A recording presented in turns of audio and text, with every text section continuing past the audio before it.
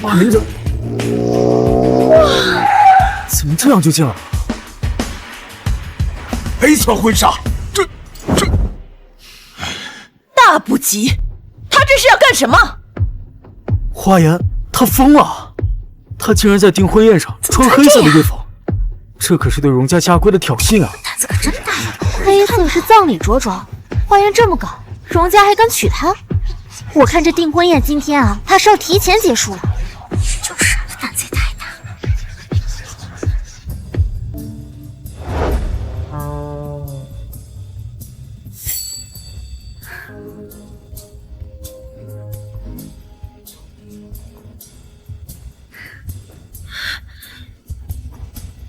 荣先生，呼啸的风是会令群山撼动。你现在还敢娶我吗？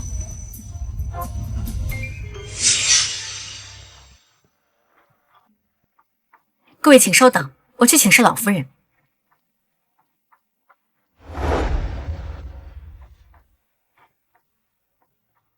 花颜，我警告你啊，今天来可是商量把你和荣家的婚约让给妹妹的，你别给我生事儿。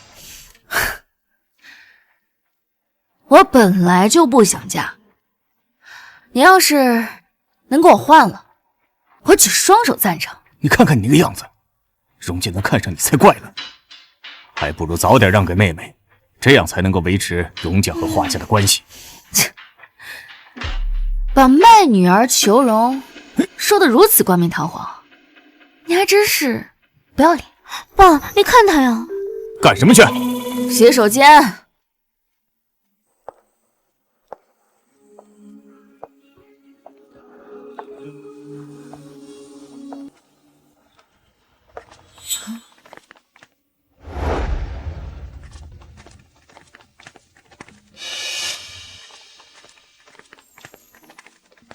生活是个复杂的剧本，不问扬起过多少烟尘，感动不一定流泪。荣家百年世家，不过就是一个大点的笼子吧。人心沉，人心沉。你倒是看得透彻。谁？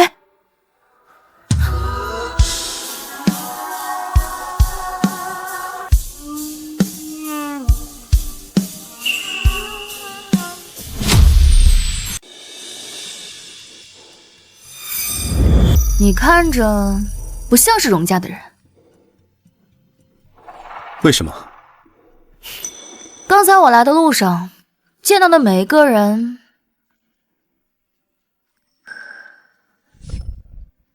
身后都有一根线，但是，你没有。把荣家的人比作提线木偶，你倒是敢说呀？怎么？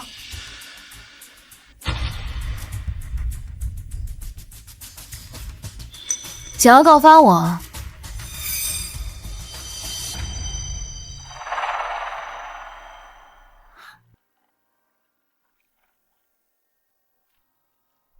敢于说实话的乖孩子是要给奖励的。乖孩子能有什么奖励啊？是这样吗？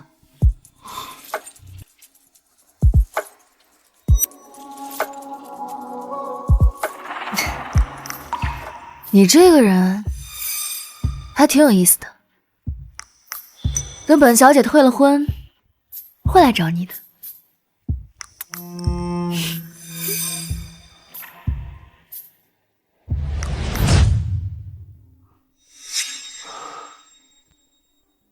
老板，你看什么呢？这么认真？一把趁手的枪。枪？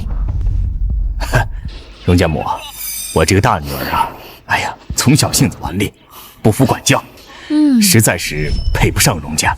关于这个换人的事儿，不能换。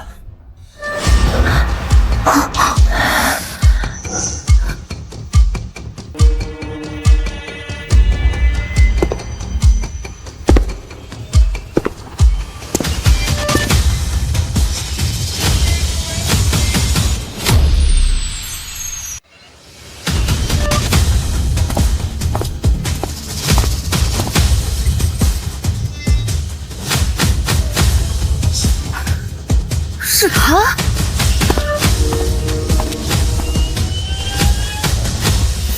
母亲，竟然是荣旭！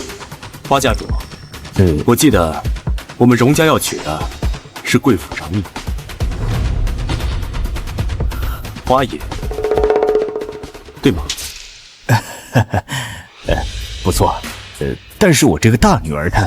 花家主，先不说花颜是我爷爷生前就定下的孙媳人选，绝不可更改。就说花月小姐的身份和我们荣家的规矩，就不可能接纳。荣家只娶正室女。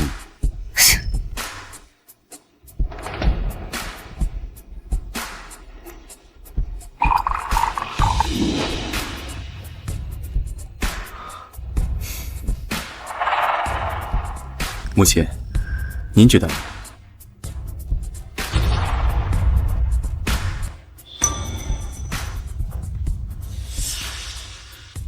阿旭说的对，无规矩不成方圆。啊，是，只是我这个大女儿，她实在是配不上荣家啊。取消，或者照旧，花家主的意思。那就取消。闭嘴！我照旧，照旧。花颜能得到荣家的青睐，是她的福分。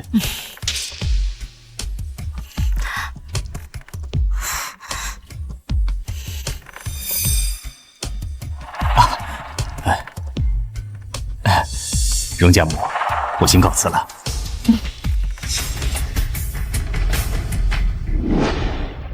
别忘了，你妈妈的遗物还在我手里。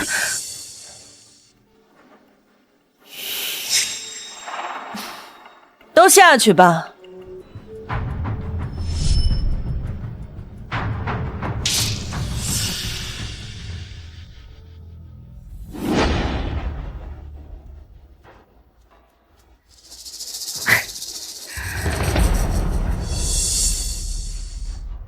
原来是我，慧眼蒙尘，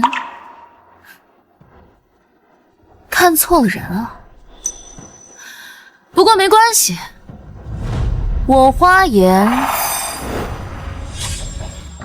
可不是什么乖孩子。看荣老夫人气的可不轻，这荣家家主这么孝顺，肯定不会娶花颜。就是，荣家主可是老家主生前最得意的孙子，也是整个荣家最注重离规矩的，怎么可能娶花颜这种女人？你看，现在你还敢娶我吗？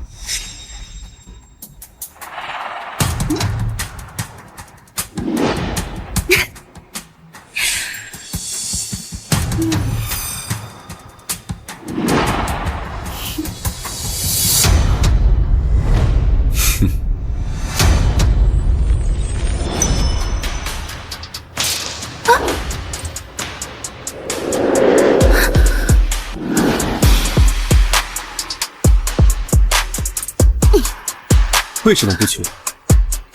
我倒是想听一听这山间呼啸的歌。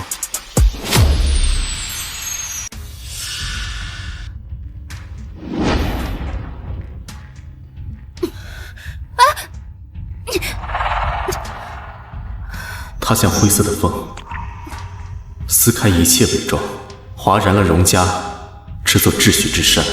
荣旭，你疯了！你们荣家不是最看重规矩吗？娶你就是最大的规矩。大嫂，小旭的这个订婚对象有点不太像话吧？是啊，这样的女人撑得起荣氏的未来吗？二弟，三弟，花颜是老爷子定下的孙媳，荣家未来的家主夫人只能是她。至于重任，嫁到荣家后，好好教一教规矩就行了。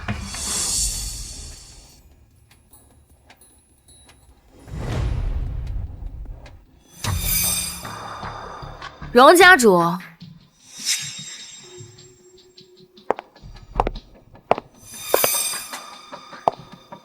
你们荣家可真有意思，才刚订婚就把人拴在家里，怎么还怕人们好了？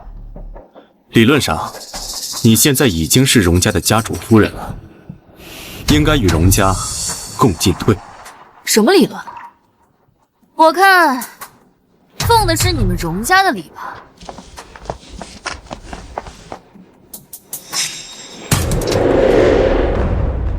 花小姐，按照规矩，敬茶的时间到了，请跟我来吧。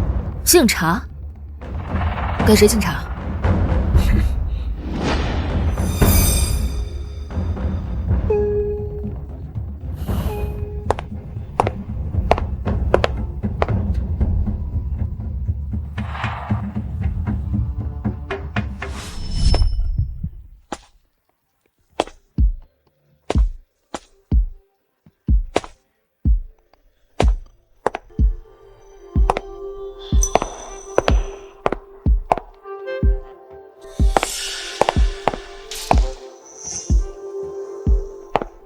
家主，请上座。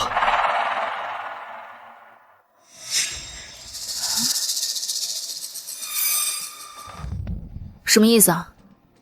要我给我未来的丈夫三跪九叩的敬茶？族里的婚丧嫁娶都得给家主敬茶，家主夫人也不例外。对，这是老家主亲自定下的规矩，没有人能够违背。花颜，接下来是你的赛场，让我看看你有没有实力当这把枪。荣府规仪自古传，花小姐当躬身叩首，莫误时辰。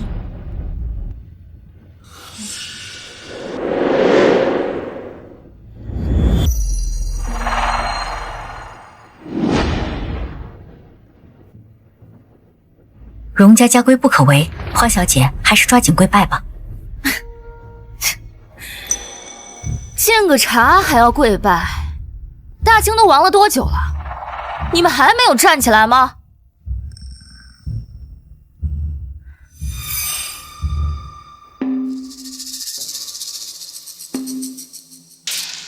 今天我就挺直了背站在这里。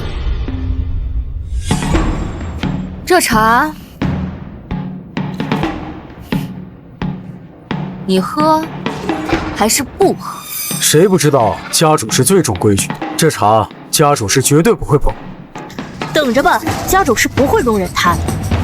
花小姐，我儿子是不会。阿旭，阿旭，家主，你怎么能接受他这么没规矩的行为？是啊，阿旭，这样的女人怎么能做我们荣家的家主夫人呢？荣家主啊，看来退婚是众望所归啊！你考虑倾听一下人民的声音吗？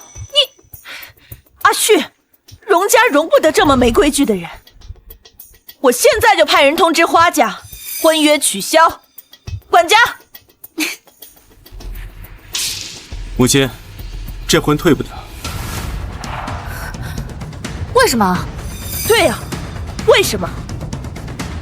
母亲，这婚是爷爷定下的，荣家的规矩，您怕不是忘了？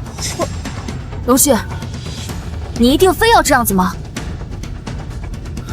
这是我爷爷定下的规矩，我想也是你父亲的意思吧。老家主定的人，谁敢更改？好，既然你们非要抓着我不放，那我一激动做出什么不可控的事情，你们可别后悔。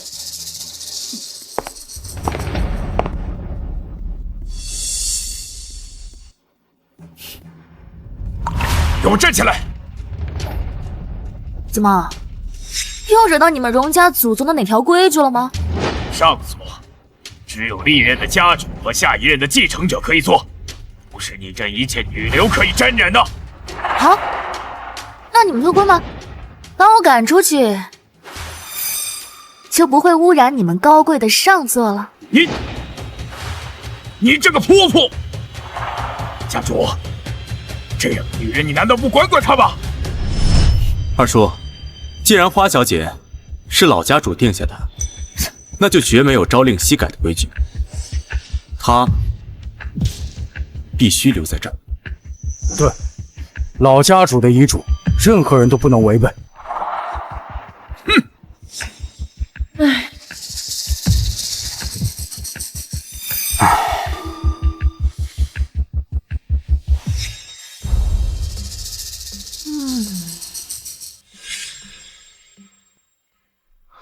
花小姐，还有什么事？前不久，我在荣家的内院里发现了自由的蒲公英，后来我以为我看错了，原来不是，是他隐藏了自己原本的样子。在荣家的花园里，是不可能出现蒲公英这种植物的。是吗？我面前的难道不是？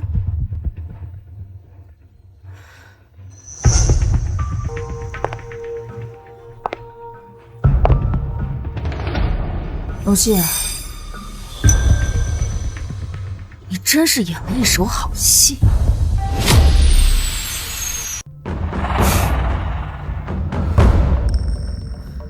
花小姐，这是何意？荣先生，何必装腔作势呢？我以为你是个身不由己的傀儡，没想到居然是个幕后操盘手。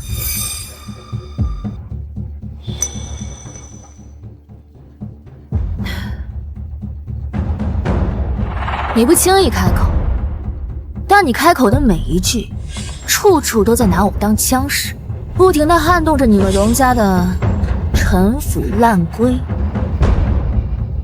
花小姐真是兰心蕙质，是个聪明人。再聪明，不也只是把枪？说说吧，你的目的是什么？别跟我说，只是为了改那3跪9拜的敬茶规矩。荣家早就因为那些陈腐烂规，变得外强中干，内里全是这些陈疴旧疾。想要改变荣家，就得破了那些愚昧的规矩。但是，你这家主之位还不稳固，废规矩就像废天条，势必会引起族内动荡。你的二叔就会借此拉你下马，所以你不能明着来，需要我这把枪。花小姐真是慧根天成，一点就透。不敢当，不过我这个人不喜欢仰着头说话，喜欢做平等的交易，有付出就得有回报。你说是吧，荣先生？交易我同意，但是在荣家的规矩里，意外只有你，也只能是你。你还真是下了一盘好棋，赢了不费吹灰之力就可以革新荣家，输了只需要丢掉我这把不趁手的枪，毫发无损。过奖。那交易当然继续啊！极度倾斜的天平战场，是对一个赌徒最好的奖赏。你想要得到什么？花文斌手里我母亲的遗物。就只有这些？当然不是，不过一个赌徒是不会显露自己手里所有的筹码。其他东西就等你彻底掌握了荣家再说吧。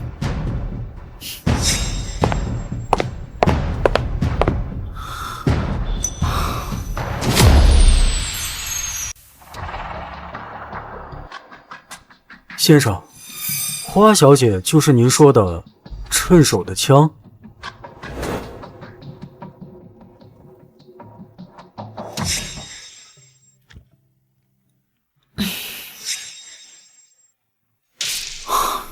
对了，女生一般都喜欢喝什么茶？啊？女生应该都喜欢甜甜的花茶吧？花茶。去，把我库房里的茶全换成花茶。啊？哼，先生不是不喜欢喝花茶，怎么花小姐刚走，先生就打听女生的喜好？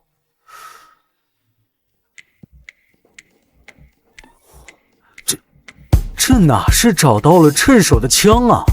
这分明是找到了合心意的人。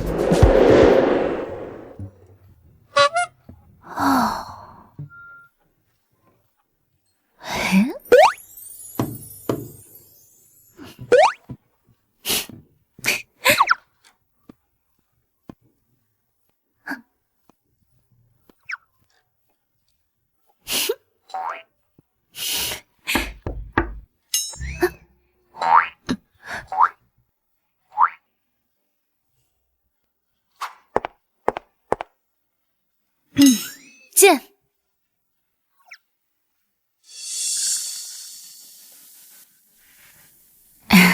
少夫人，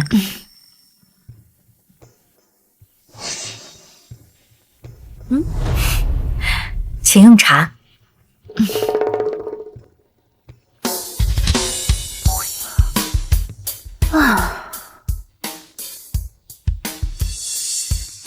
花茶，这可不是交易该有的体贴啊！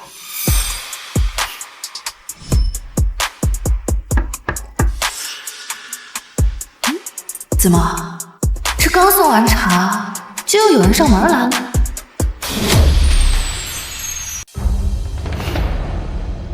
进。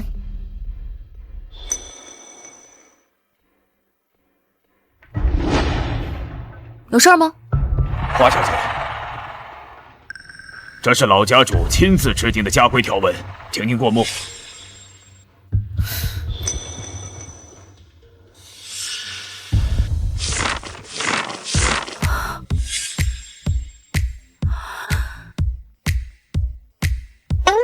就吃个饭，有80多条规定。对的，花小姐，咱们荣家是大家族，不像那些小门小户，这用餐的时间啊也是有规定的。你需要明天卯时，也就是6点，前往餐厅用餐，否则厨房将不再提供膳食。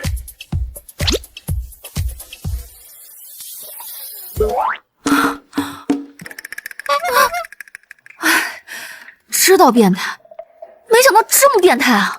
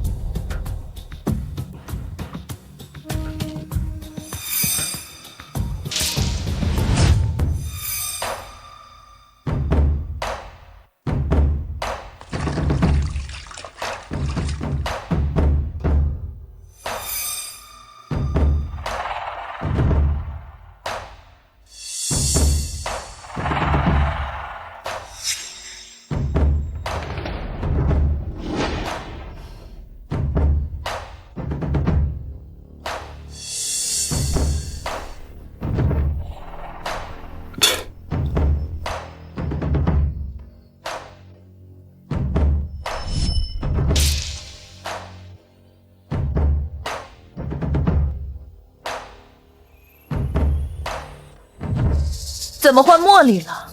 哦，这茶……花颜呢？不知道卯时进膳的规矩吗？老夫人，昨天就把家规给花小姐送过去了。现在去把人请来。是。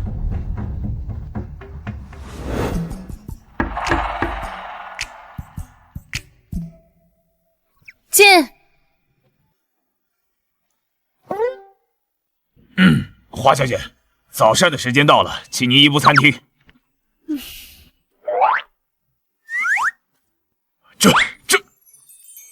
这可是老家主亲自定的家规啊！昨天晚上读书的时候，感觉桌子不太平，就拿它垫了一下。哎，你别说，还挺好用的。你，哎。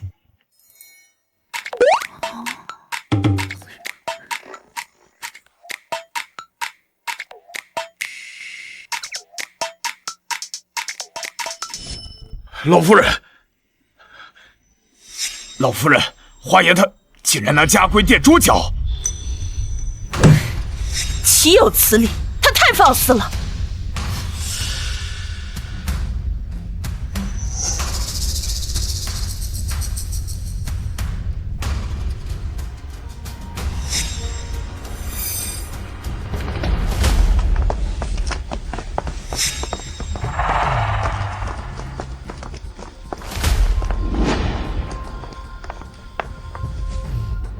敲门。是。把门打开。是。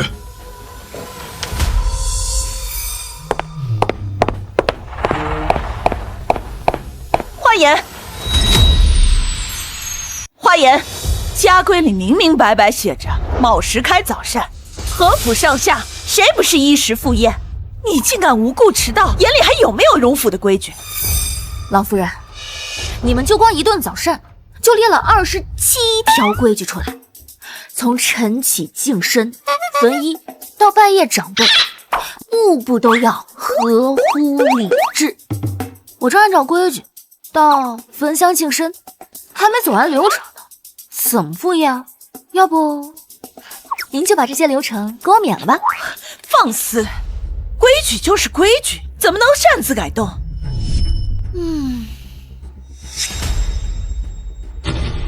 那你们就只能等我走完流程了。你就不能早点起？我要在做完这20多条规矩之后，6点就到餐厅。那你干脆让我直接住在餐厅里算了。府中上下老老少少皆是恪守此规，那算你们厉害。别人能行，就你不行。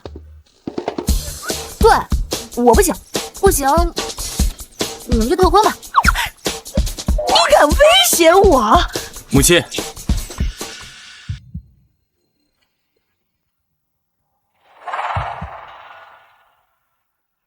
母亲，餐前还没有给爷爷上香。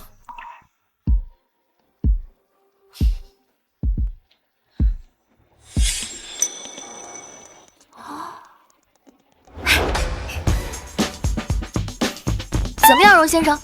评价一下你盟友的战果吧。穿衣吃饭，明知日常，从日常入手，就不怕撼动不了其他的。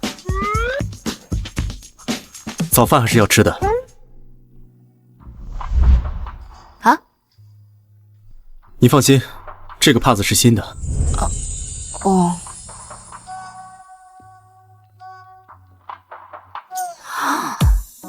荣旭，这该不会是你偷拿的吧？你怎么还有点可爱呢？花颜，没事，你就放心吧。接下来还有更精彩的，你就等着瞧吧。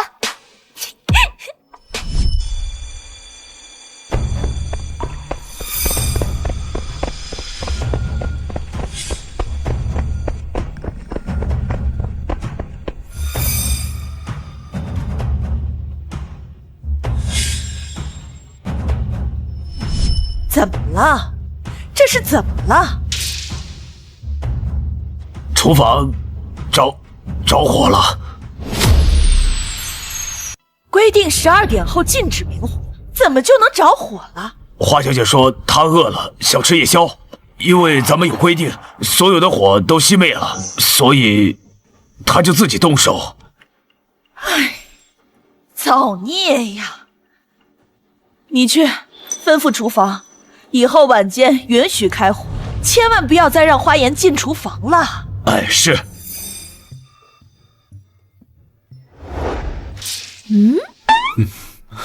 这，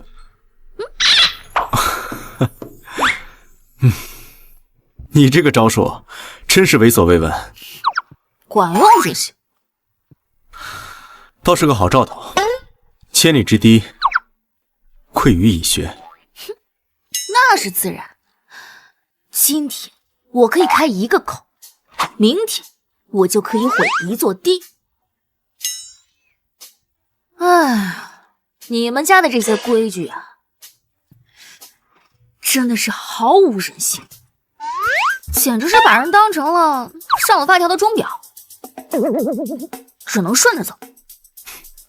现在啊，这里也是你家，矛盾至极，对你爷爷的信奉，简直就像是被洗脑了一般，一边极度的信奉规矩，一边又因为遗嘱而一再容忍我打破规矩。既然他们如此的信奉规矩，那我就以规治规。今天我可以烧了厨房，明天我就可以上房揭瓦，后天此时此刻，我像是见到了随风飘扬的蒲公英，生动鲜活，只要它在，就是自由的象征。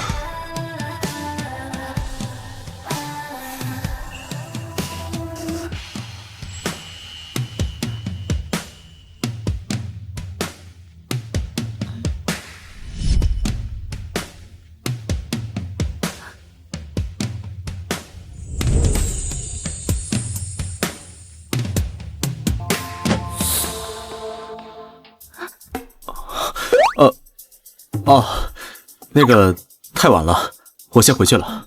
你回哪儿啊？回我房间啊。你的房间？这里是荣家，不都是你的房间吗？你，我看家规上说，晚间就寝时间到后，各归其位，王妈无照，不得随意进出主楼，主楼人员不得随意出房间。那这个主楼人员也包括荣家主你吗？当然。既然都已经破规了，不然就破得更彻底一点，留下来，如何？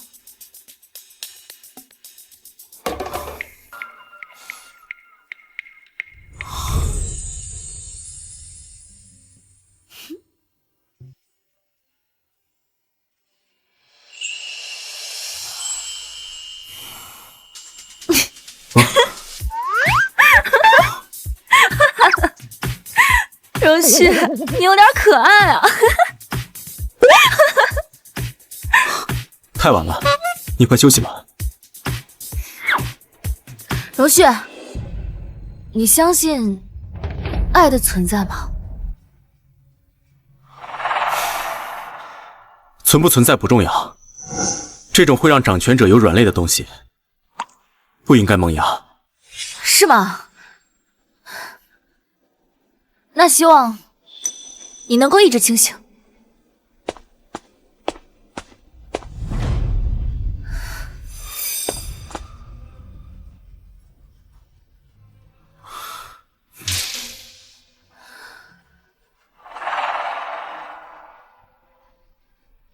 荣旭，你相信爱的存在吗？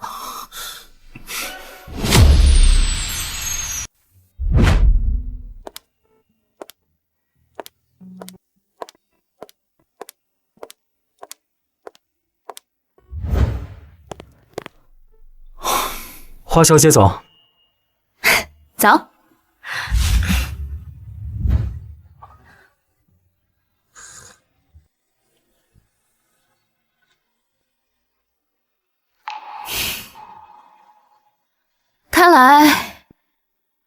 你也很喜欢喝花茶呀？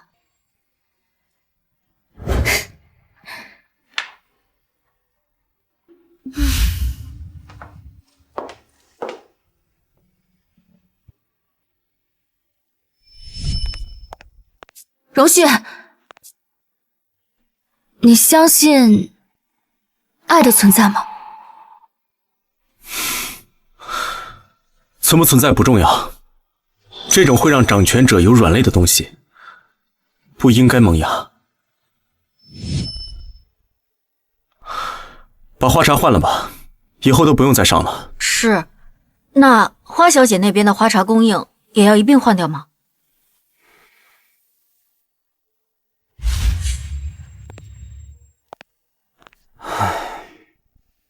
哎，顾琛，家主这是怎么了？可能是为情所困。花小姐那边的花茶供应照旧啊。可是家主没有明确吩咐啊。王妈，要不说我能成家主特助呢，这你就不懂了吧？家主这一看就是想爱不敢爱，拉不下面子。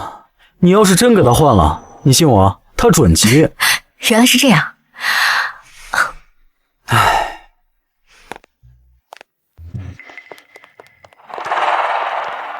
夫人，您的父亲登门拜访。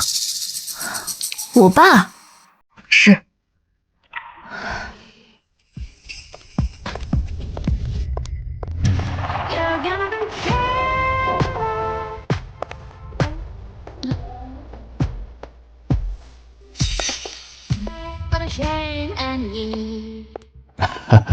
依呀，最近怎么样啊？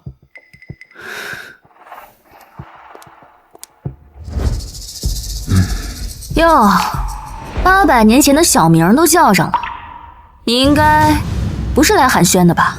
你怎么能这么跟爸爸说话呢？你这孩子呀，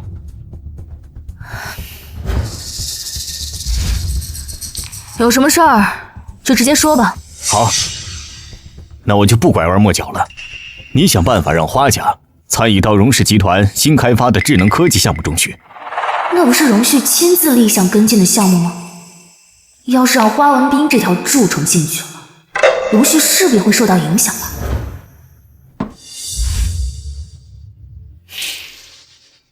办不到。怎么会办不到呢？你现在可是荣家的家主夫人，这点小事儿，给女婿打个电话不就行了？哎呀，爸爸，这当初要是我嫁进来的荣家，作为女儿的，就这点小事，怎么会让你为难呢？是啊，就这点小事，您完全可以自己去跟荣家谈。你怎么不说话了？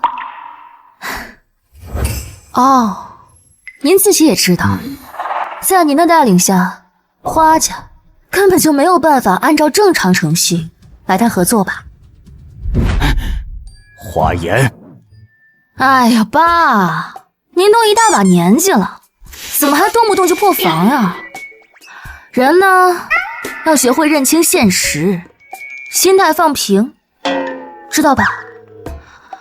慢走不送。花言，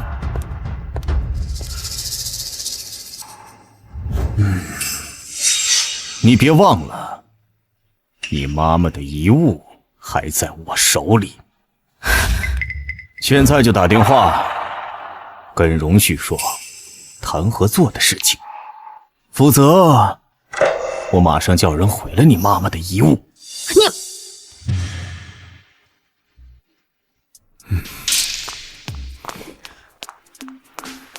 先生，老宅出事了。啊！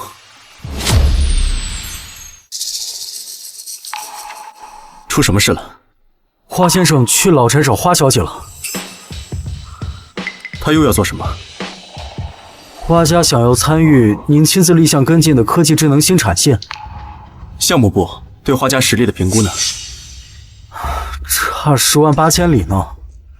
花家估计也知道，凭自己的实力根本没可能，所以才找上花小姐，想要开后门。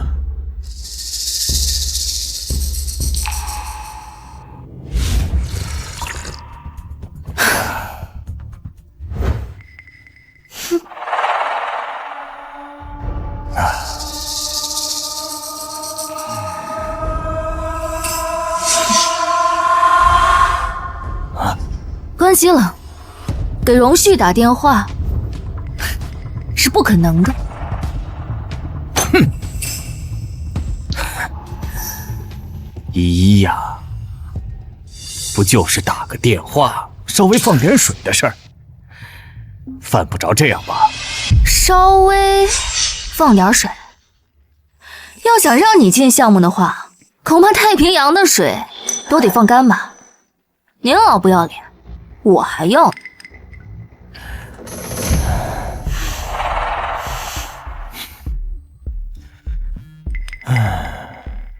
华言，你别忘了，你是花家人。如果不是你花家大小姐的身份，你进得了荣家的门儿？做人得感恩。感恩？感恩什么？感恩要是没有你的话，我就不会在自己家里过着寄人篱下的生活。啊？感恩你在发妻还在世的时候，就带着只比我小几个月的私生女登堂入室。哼！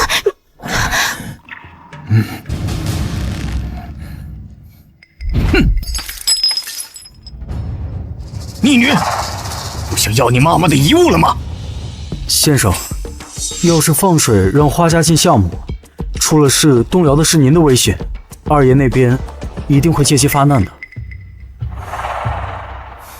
先给花言打个电话问问情况。好。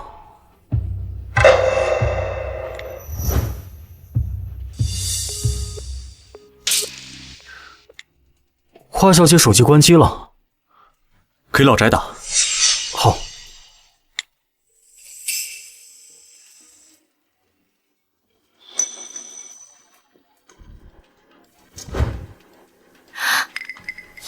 哼！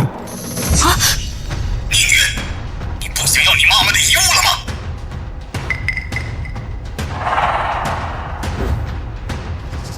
王妈，是我。家里什么情况？威胁我是吧？好，遗物我不要了。我想我妈，她应该也不想看着我，因为她而受到委屈吧。我现在就收拾行李，跟荣家悔婚离开这里。荣家的婚约，你要是有本事的话，你就找个人来替我。我倒要看看，谁的损失更大。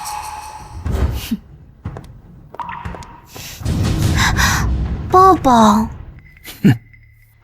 哎呀，家主，你赶紧回来吧！夫人这会儿正收拾东西准备悔婚，想要离开荣家，离开您呢。立刻让法务部拟定跟花家的合同，现在备车回老宅。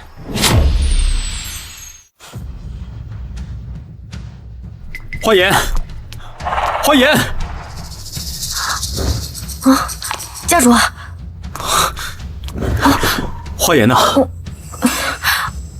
夫人她走了。啊，不，花言。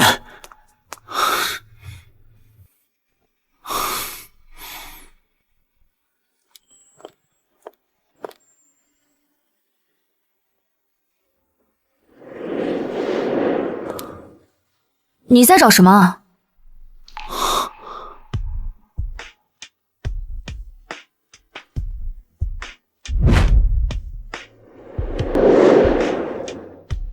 你去哪里了？你知不知道我找了你很久？我吃完晚饭就走路消食去了。走路？走路。我跟王妈学的，是不是还挺新奇的？她说她那边管散步叫走路，你别说，还挺形象的。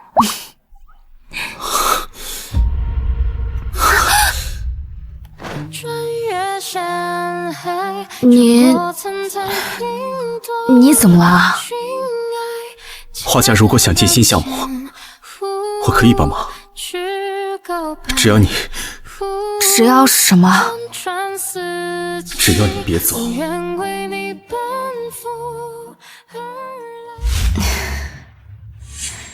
花家什么能耐，我最清楚了。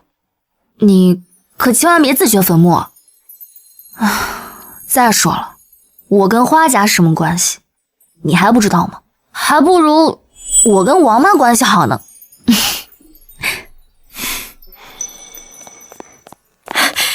家主，我找了你好久了，您听我把话说完呢。夫人她不是走了。王妈，你这是怎么了？哎呀，夫人，还不都是家主，我话都没说完，他以为你……那个，王妈，你快下去沏2盏花茶上来吧。花茶？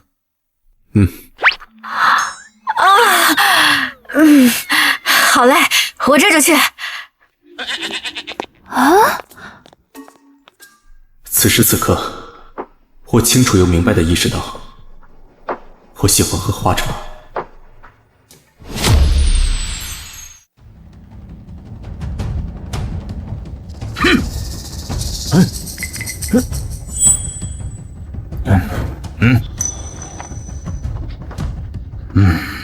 花颜真的是好本事啊！二哥，我们故意把项目的信息透露给华文斌，这么一大块蛋糕，他要想吃，肯定要以荣旭岳父的身份参与。可是，就凭他那德行，一定会在项目上捅娄子。等项目出了问题，我们正好借此向荣旭发难。这可谁曾想？谁曾想华文斌就是个废物，竟然被花颜给挡回去了。花颜不能再留了啊！自从他来到了荣家，我们荣家的规矩是一破再破，长此以往下去，我们将无法再掌控荣家。那咱们该怎么办呢？祠堂1年开1次，只要我们让花颜在接下来的认祖宴上无法出席，他就得不到祖宗的认可。这样，就算有爹的遗嘱都没有用了。到时候我们就能把他给赶走了。那咱们怎么能阻止他出席呢？认祖环节前，需要荣旭带他点香问路，得到祖宗的认可后，方可进入祠堂。如果说花颜他手上的香断了，该怎么办？香断了，那可是上天的警示啊！我看这祠堂的砖，他是踏不上去了啊！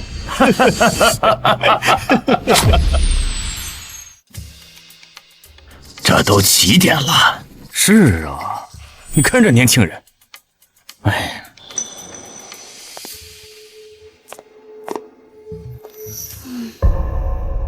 今天这么重要的日子，我要是出了岔子，你二叔他们肯定会借机发难的，到时候肯定也会连累到你。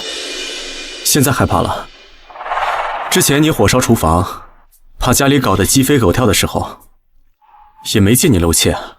我之前那不是不想在荣家待着吗？秉着能干，干不了就滚蛋的心态搞事情的。现在不一样了。有什么不一样？荣旭，你别站着说话不腰疼。我之前那都是为了谁啊？我可告诉你，他们今天要是发难的话，都是因为你，你得负责。好，我负责。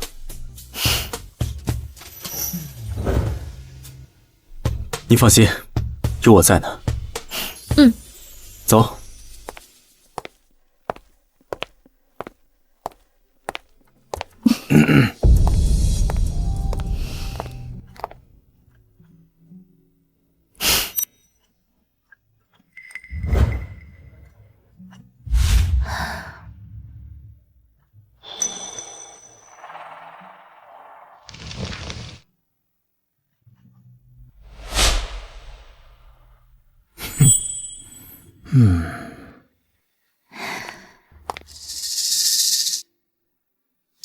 哎，这香怎么断了呀？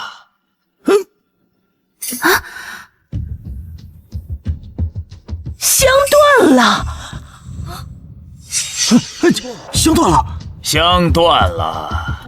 哎，大嫂，这香断可是大不吉呀！哦，这莫不是这祖宗要传达对花小姐的不满？这……哎，老三，别胡说，兴许是意外呢。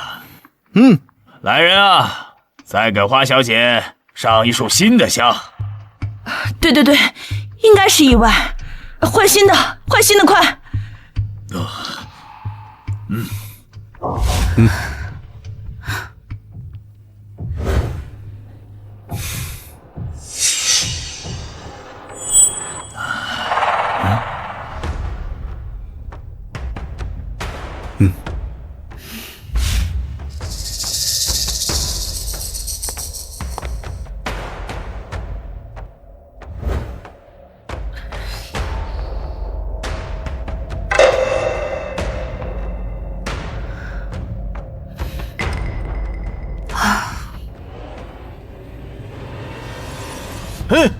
香又断了！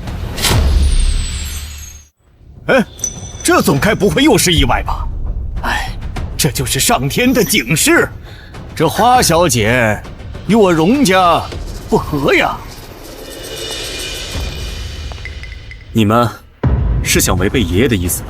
家主，你看啊，这香在您手上就没有问题，这怎么到了花小姐的手上，这总出问题呢？这可不是我们想违背啊，这实在是要为荣家的未来考虑考虑。对呀，阿旭，二叔知道你向来为荣家考虑，但是你不能因为一个女人而伤了众人的心吧？你这样可是让大嫂为难的呀。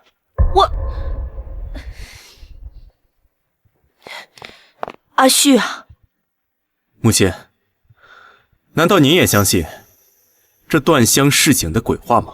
不是我信不信，是事已至此，不要继续把事情闹大，影响你家主的位置。你一向理智，该知道怎么处置。这是祖宗警示啊！花颜根本就不合适担任家主夫人。对，花颜不能娶。你听到了吗？阿旭，水能载舟，亦能覆舟。如果我一定要娶花颜呢？阿旭，一个女人而已，你既然坐上了家主的位置，你就要承担家主的责任，你觉得呢？阿旭，荣家家主的位置，还有花小姐，阿旭，你只能顾全一个。荣旭，没想到我还有这么重的分量，居然可以和世家之首的家主放在同一选择题的选项中。荣二爷，砝码不对称，天平一定会倾斜的。好谋算。花小姐，荣某很欣赏你这种自知之明。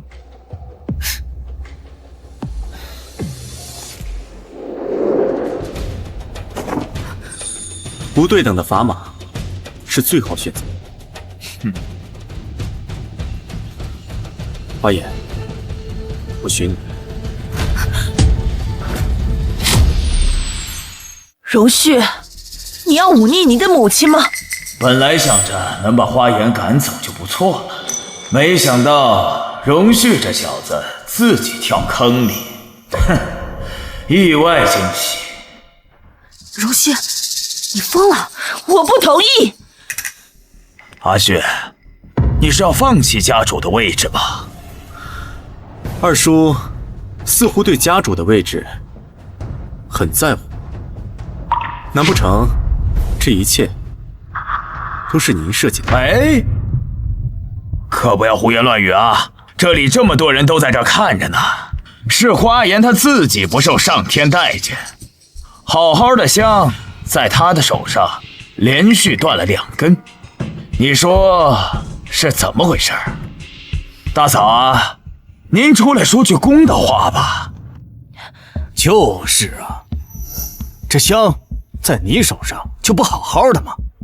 阿旭，你想这个关照花小姐能理解，但是作为荣家的家主，你也不能置荣家于不顾啊。阿旭，你是把我的话当耳旁风了吗？荣旭，荣家不是你一个人的英雄主义，年轻人重感情可以理解，但是你要懂得取舍呀。哼，二叔，我选花颜和荣家家主不是一件冲突的事情吧？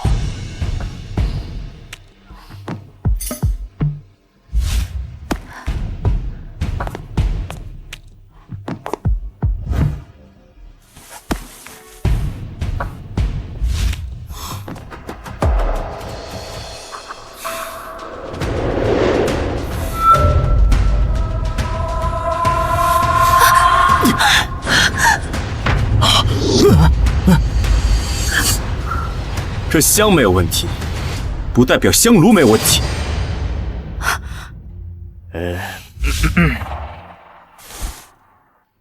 铁砂，没错。这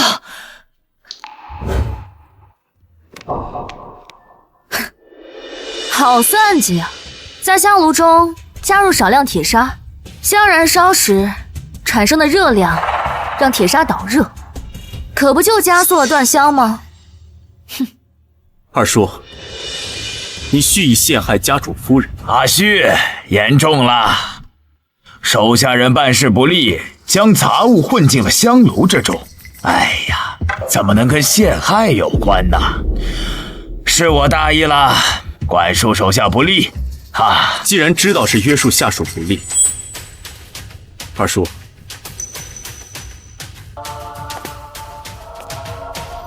不如您就退位让贤吧，您觉得呢？荣敬山是戒礼堂的掌事，掌管荣氏家族规矩的制定与修缮。夺了他的权，荣旭就可以顺利的废旧制，彻底掌握内宅大权了。家主说的是，老夫年纪大了，的确不适合在掌事的位置上待着了，是时候该退位让贤了。哼！哎，二哥，哎，二哥，哎呀，仪式继续。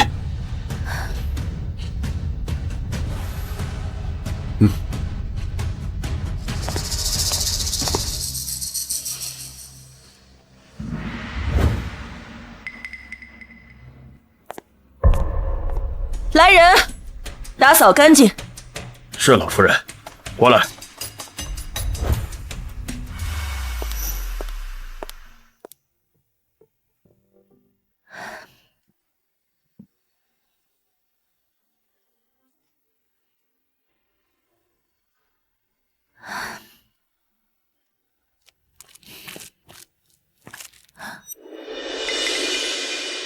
香炉的问题表面上根本就看不出来，除非……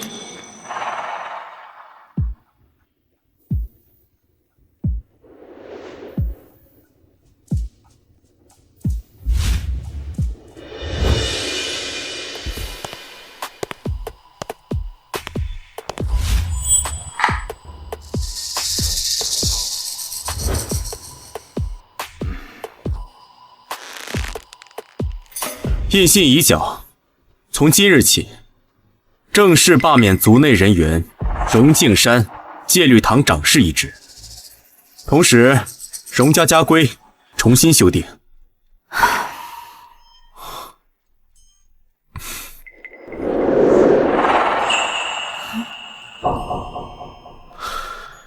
诸位，若无异议，可自行离去。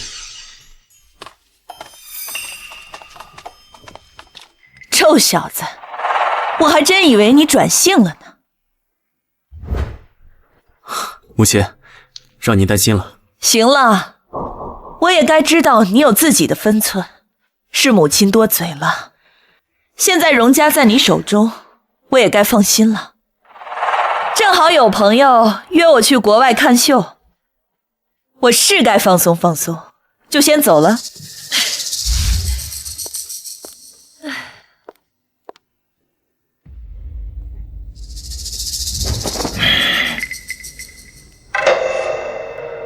我还以为我们荣家出了一个大情种，要美人不要江山，谁成想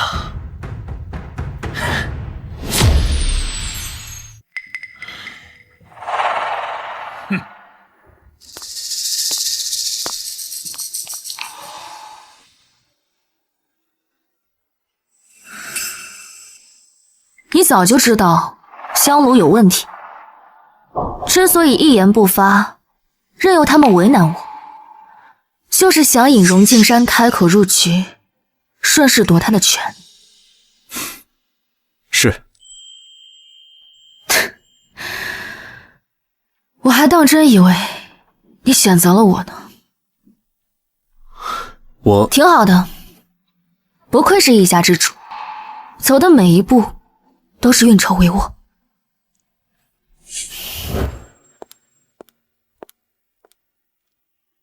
先生，夫人看着好像不太开心啊。先是被当枪使，后来又被当饵钓，谁会开心？您都知道，为什么不跟他解释啊？连我都清楚，您心里是有花小姐的。您为了夺权利用花小姐是真的，选择她也是真的，这也要分个前后主次吧？解释什么？利用就是利用，有什么好说的？三观是挺正确的，您这要是不解释，所有人都会觉得您对花小姐是虚情假意的。她作为当事人，当然更会这么觉得了。她不会，她很聪明。先生，再聪明的人陷入爱情，也是会患得患失的。您这样不解释，迟早会出问题的。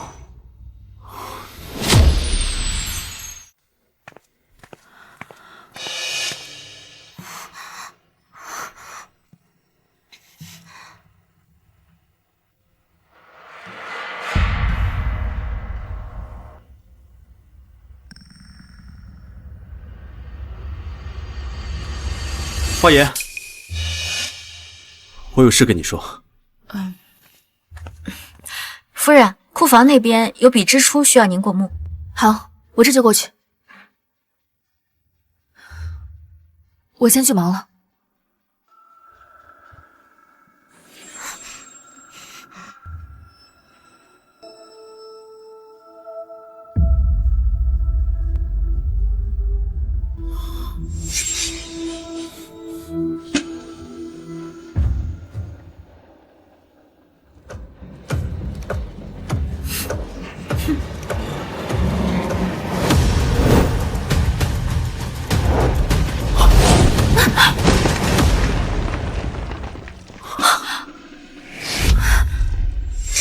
是谁？给我下来！你没事吧？对不起，对不起，我不小心碰到花瓶了。不要再有下次了。是，多谢花小姐。你找我有事？那个香炉的事。荣旭，我还有事，有什么事等我回来再说吧。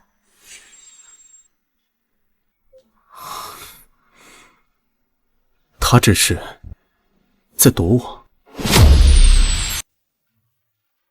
看来应该是的。我说吧，你不解释肯定是要出问题的。闭嘴！让你办的事办好了吗？那杯花茶里检测出有少量半夏，虽然量不致死，但服用过量就不好说了。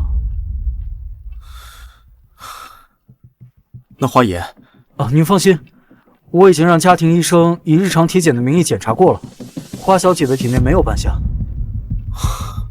您送来的那杯含有半夏的花茶，应该是花小姐第一次遇到。我从不相信任何意外。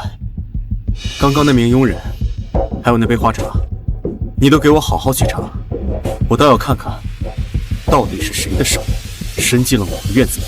是。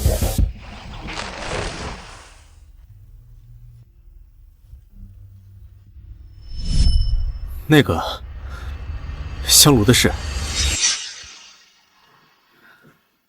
荣旭是在跟我道歉。那这是不是证明了他对我也不是毫无情意？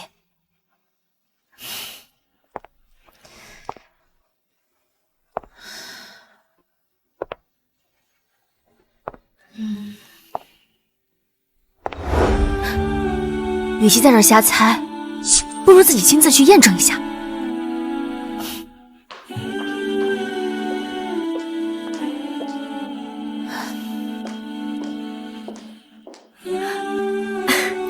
夫人要出门吗？需要我帮忙吩咐备车吗？对，王妈，我要回我父亲那儿取点东西，您帮我备车吧。好。奇怪，夫人平时出门都是只吩咐一声，这次怎么说的这么清楚？逆女，不想要你妈妈的遗物了吗？糟了，夫人独自回娘家，那这不是回老虎窝了吗？家主不好了，夫人独自回娘家了。回家。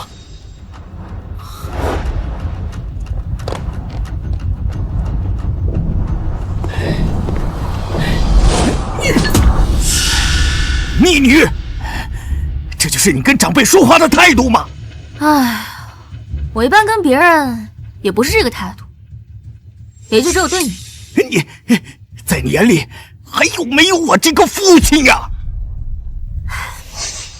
父慈子孝，父慈在先，子孝在后，您可别搞错了因果。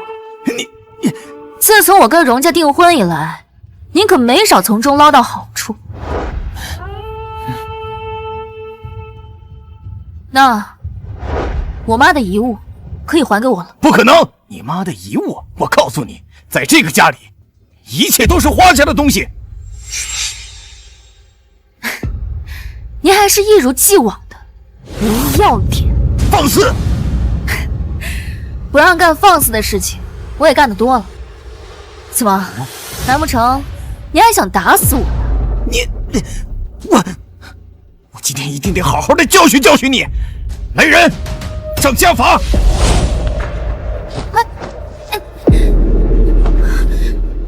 你敢？我是你老子，你看我今天敢不敢？打！你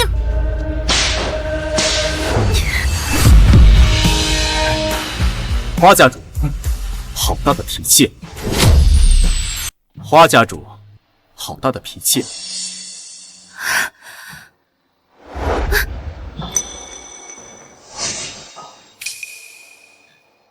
荣旭啊，你怎么来了？我要是再不来，我夫人怕是走不出这花家大门了。你看你这话说的，花园是我女儿，我怎么可能真的打她呢？就是吓唬吓唬她。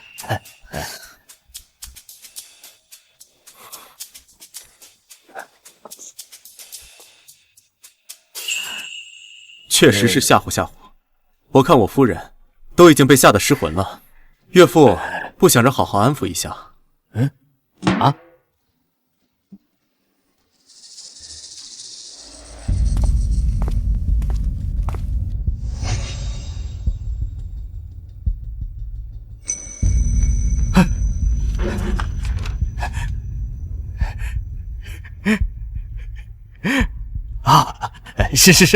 是得好好安抚一下依依呀。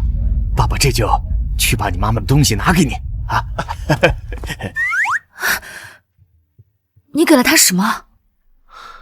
你小名叫依依？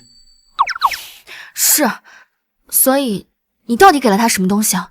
是唯一的依吗？这不重要。这怎么不重要？荣旭，请你正面回答我的问题。好，新开发的科技智能项目合作书。你疯了！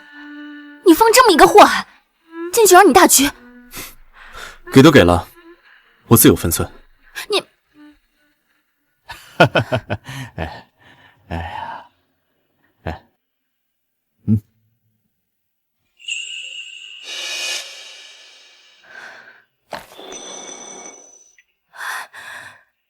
姨呀，你呀也该收收你的性子了，跟荣旭好好的过日子，不要再耍性子了啊！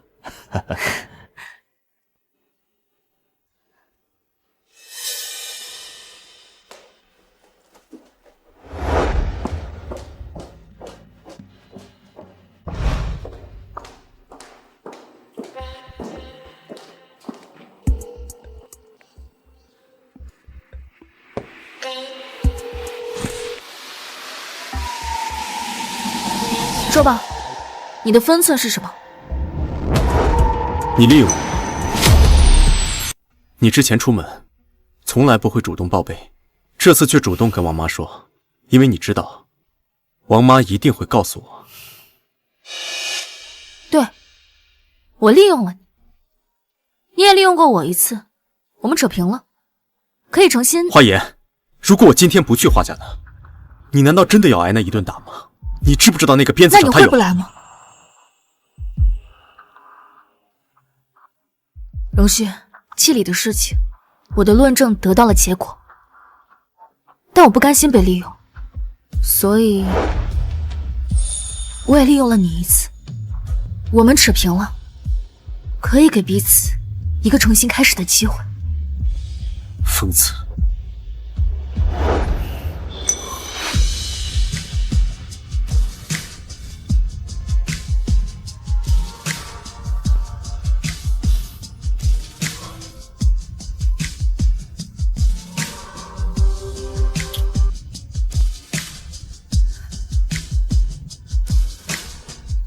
如轩，我之前问过你一个问题，现在我再问你一遍，你相信爱的存在吗？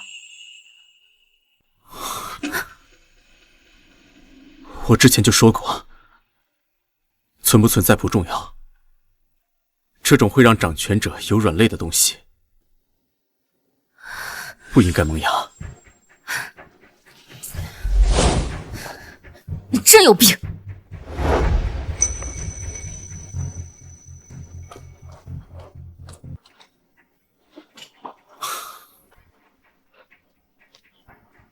先生，我不明白。我今天看到六芒星图腾了。六芒星图腾，那不是荣家嫡系每个人手上都有，从小培养的一支办事队伍的标志吗？没错，在华文斌身边保镖的手腕上有那个图腾。花家。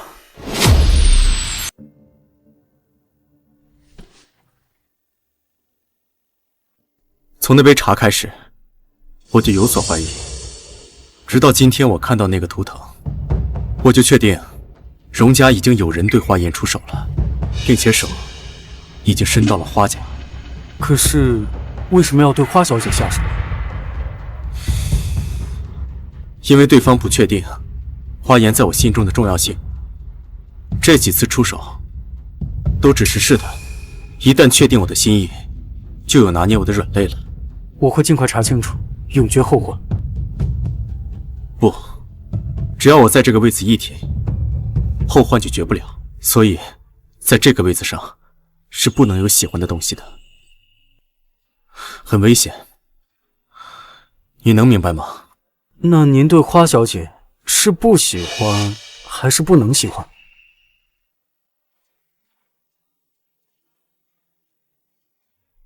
这有什么区别吗？结果不都是那样？荣家是我脱不开的责任，我不可以把它拖进我的泥潭。那您打算怎么办？去找人沏壶茶，送到我的房间。好。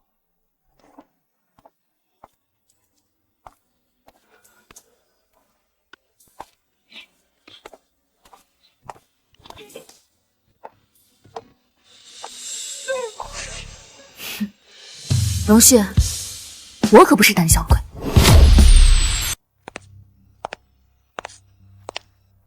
先生，二爷将您准备裁掉的产线过渡给了花家，花家接手，成为了最大的合作方。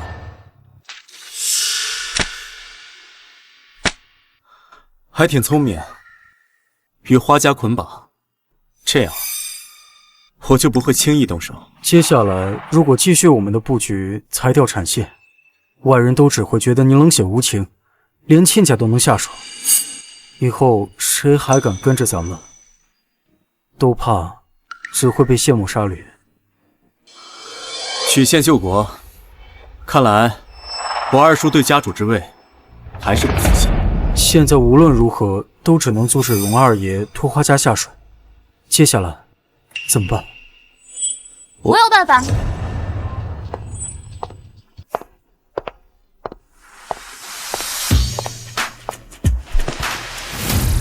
花小姐有什么办法？办法就是让荣旭爱上我。啊？花爷，别开这种玩笑。怎么？你不敢？别多想，我只是想说，要破局，只能让花文斌自愿退出。可是荣敬山以重力诱导花家。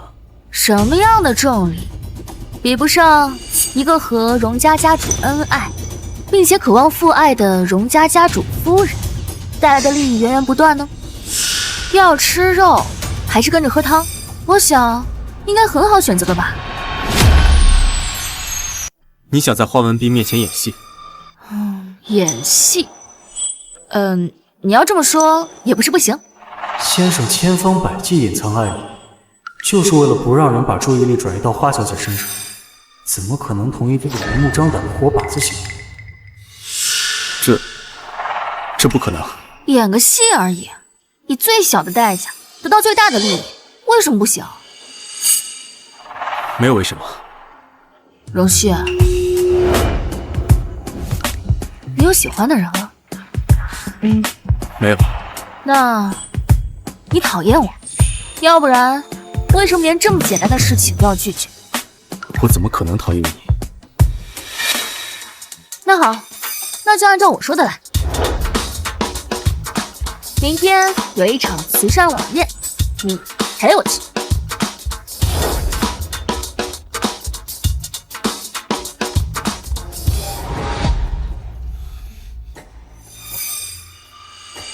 保护花颜的人，再多派100人手，300，24小时轮流保护。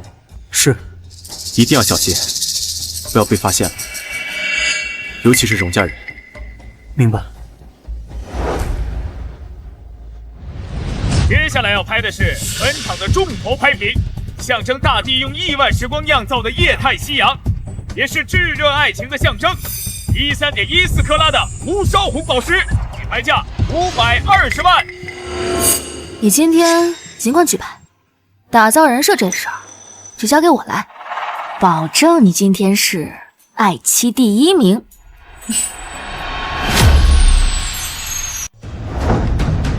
620万。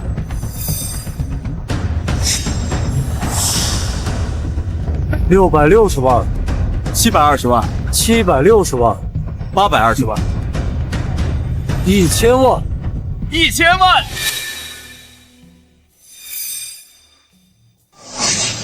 这个人是你找的吧？你怎么知道？就像这种克拉数和品相的宝石，800万顶天了。在座的都不是傻子，如果不是为了爱情的噱头，谁会一掷千金？你马上就会变成那个大傻子。荣先生，举牌吧，记得爱妻人设哦。这就算是让你嘴硬付出的小小代价吧。1314万，1314万。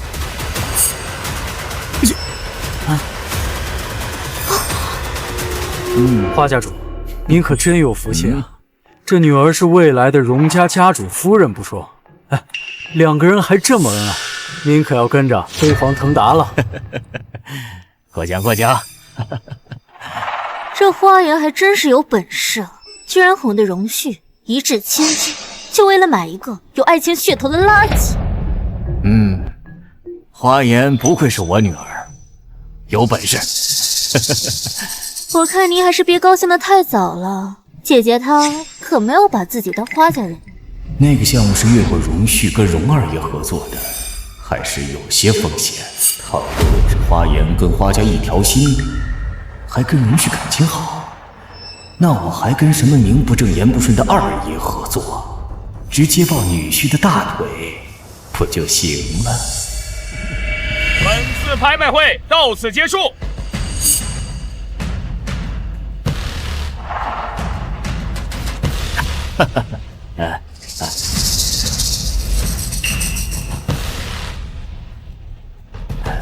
依呀，你说说你啊，自从订了婚，进了荣家的门，也不回家看看，爸爸很想你的。您还会想我呀？您不是只有花月这一个女儿吗？你也是我女儿，爸爸怎么会厚此薄彼呀？哎呀，人家姐姐可是跟荣旭订了婚，飞黄腾达了，怎么可能还会想回到花家呢？走吧，爸爸。既然妹妹这么不情愿，那我还非得回去看看。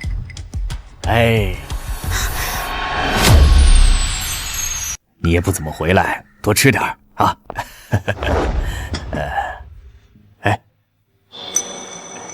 哎呀，还记得你小时候啊，就爱吃爸爸做的鸡蛋羹，今天啊，特意给你做了一份，在厨房蒸着呢。您还记得？你是我第一个孩子，我怎么能忘了呢？你这么大的时候，话都说不利索，手里拿着2个鸡蛋，到处找我，让我给你做鸡蛋羹，谁做了都不行，就得爸爸做。今天啊，你一定得尝尝，尝尝爸爸的手艺有没有退步。好。果然还是那个重感情的孩子，勾勾手就过来了，拉拢花颜，不怕从荣旭手里得不到好处。花文斌，我早就不是像小时候一碗鸡蛋羹就能收买得了的人。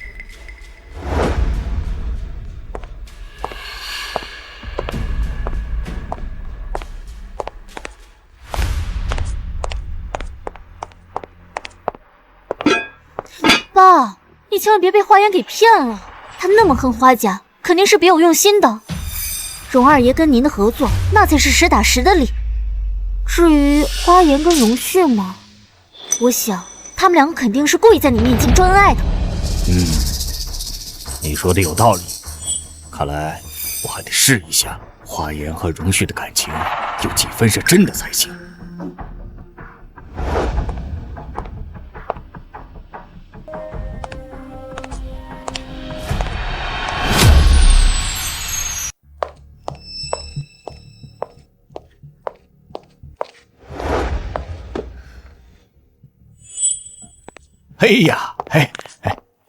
来，依依，过来吃着吃。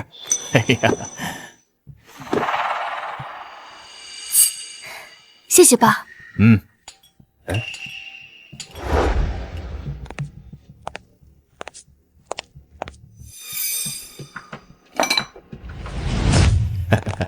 荣旭，百忙之中过来啊！荣旭，先坐下，坐下再说啊。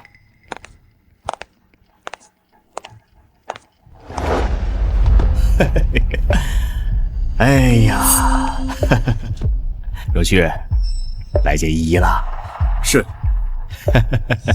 小2口的感情是真好啊。对了，明天就是依依的生日，你怎么安排的？糟了，明天根本就不是我的生日。这老头子狡猾的很，是他说来就来。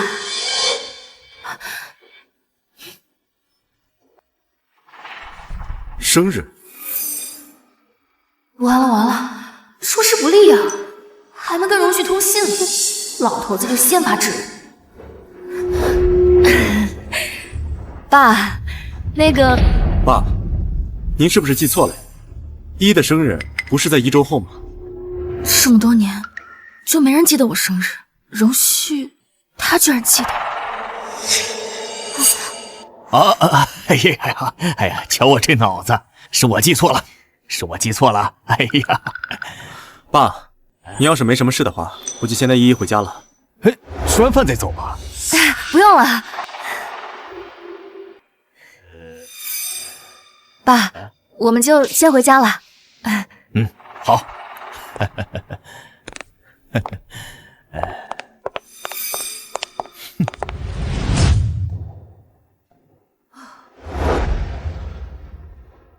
我来吧。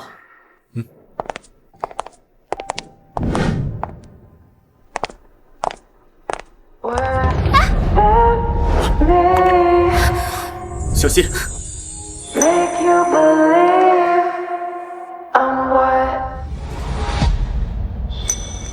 听不懂我爸的试探，看不懂我的示意，却能脱口而出我的生日。荣旭，你不对劲了。哦，了解合作方生日是常规操作。合作方？连自己生日都不记得的人，知道合作方的生日？先生，您不进演艺圈是对的。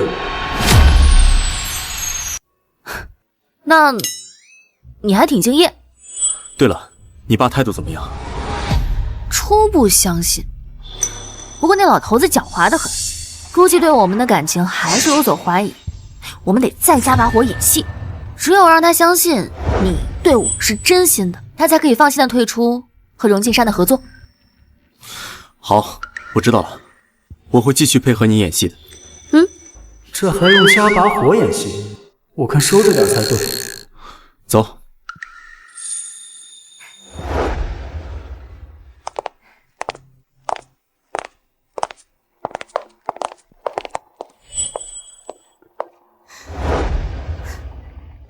我就知道一切都是在演戏。爸，你一定要相信我，这一切都是花言自导自演的。荣旭根本就不喜欢他。如果照你所说的话，我们和荣二爷的合作暂时还不能退出啊。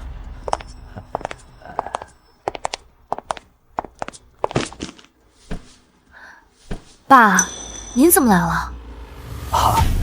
我这不是听说你跟荣旭的感情出了点问题，我很担心你，所以来看看你。听说？爸，您是听谁说的呀？该不会是妹妹说的吧？这……爸，您怎么能听风就是雨呢？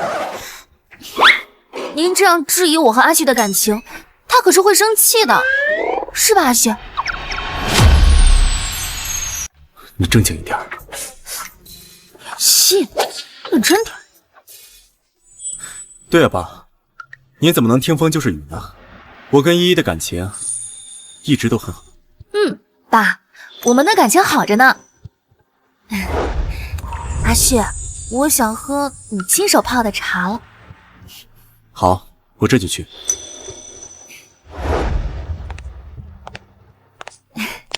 爸，您是不知道啊，虽然家里有保姆，但是阿旭他就乐意亲手给我泡茶。他说这是心意问题。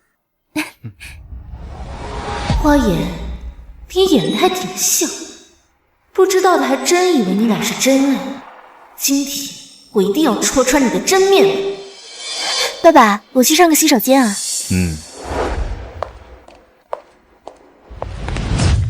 荣旭哥哥，你说姐姐也真是的，你可是荣家的家主，怎么能使唤你做泡茶这种小事呢？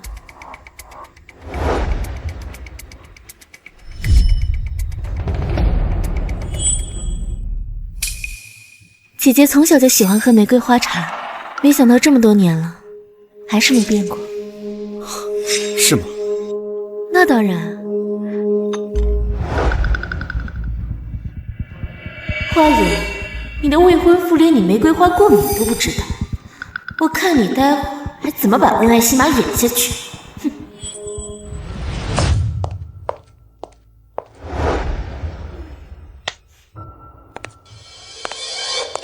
来，谢谢阿虚。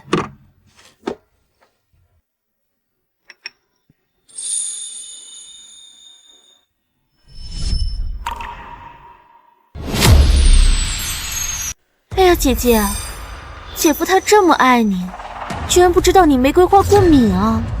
依依，怎么回事啊？什么怎么回事？这明显是花月在挑拨离间，您看不出来吗？你胡说什么？爸爸，他这个就是恼羞成怒，不信你就看看他杯子里是不是玫瑰花。你才胡说八道呢！花言，你就承认吧，荣旭呀，他根本就不爱你，你们两个就是在演戏。有妄想症，就去治治脑子。爸，连你也是这么想的吗？依依呀，你就让我们看一眼就是了嘛。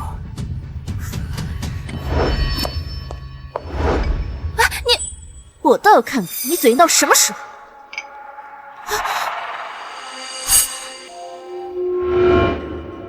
依依对玫瑰花过敏，我怎么可能不知道？又怎么可能亲自在里面放玫瑰花？这怎么可能是红糖水呢？我亲眼看见他把玫瑰花瓣放进去的。爸，怪不得你要越过阿虚和二叔合作呢，原来是不相信我呀！既然您不相信我，那就连着阿虚牵头的智能科技项目也一起退出吧。你装什么？这是什么话嘛？爸怎么会不相信你呢？合作就是爸一时糊涂，我这就通知法务部退出这个项目。真的吗？真的。哎呀，爸，你别被他们给骗了。闭嘴吧！爸这就回去，终止和荣二爷的所有合作关系。走，走吧。人都走了。哎呀，这演个戏还真累啊。不过你还挺随机应变的嘛。不知道我喜欢喝什么茶，干脆就用红糖水来替代。正好这2天是生理期，连老天都在帮我，不是吗？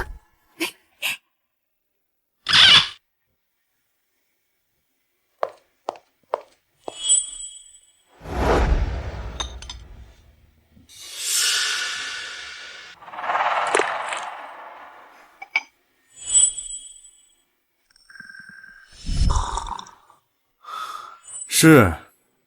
什么老天帮忙？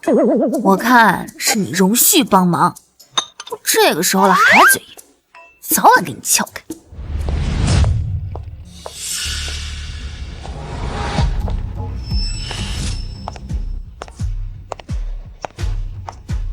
荣旭，你上次摆了我一道，还夺了我的权，我倒要看看，这次我递过来的刀，你到底接不接得住？老同学，不是说要给我过生日吗？你人呢？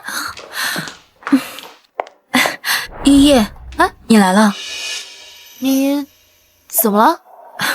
一进来就知道了。哎，是谁呀？好久不见。不知道哪个大嘴巴把我们要给你过生日的事情宣扬出去了，花月闻着味就过来了。但是别人不知道他德行，只以为你们是姐妹，要不然你还是走吧，我怕他又折腾出什么幺蛾子。我要是先走了，你这个组织者多下不来台。没事儿，待会儿我就要看看他到底还闹出什么笑话。读书的时候我就知道你喜欢我姐。先说啊，我可是支持你当我姐夫的。今天可要好好把握机会。好。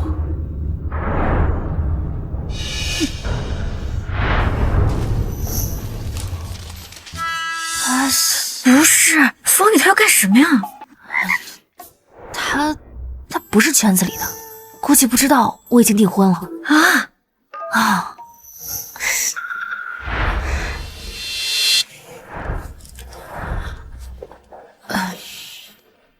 花颜，啊，嫁给我。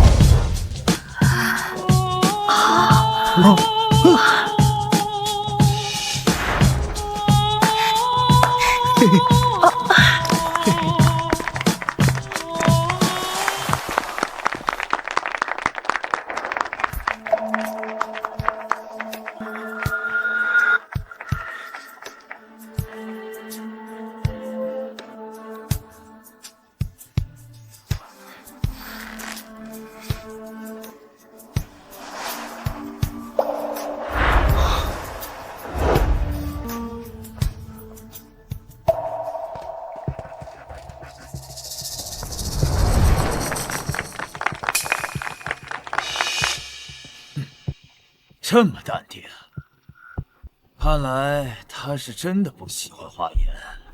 哼，那就好办了。没有感情的合作可是一戳即破的，也不枉我花费了一番功夫把荣旭引过来。风雨，我有话要跟你说，咱们借一步说话。风雨，谢谢你的喜欢，但是花月没有告诉你，我已经订婚了吗？订婚？我不知道，抱歉。啊，这不是你的错，是我们不小心把你牵扯进来了。要不你可以先离开，我会去跟他们解释，这一切都是误会的。不会让你尴尬的。好。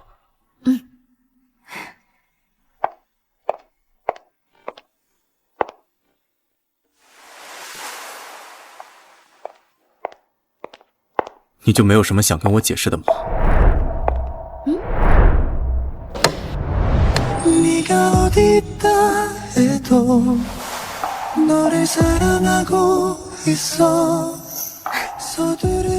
解释什么？解释我魅力大，订婚了，还有人求婚啊？你正经一点。行，这个连玩笑都不开，真无趣。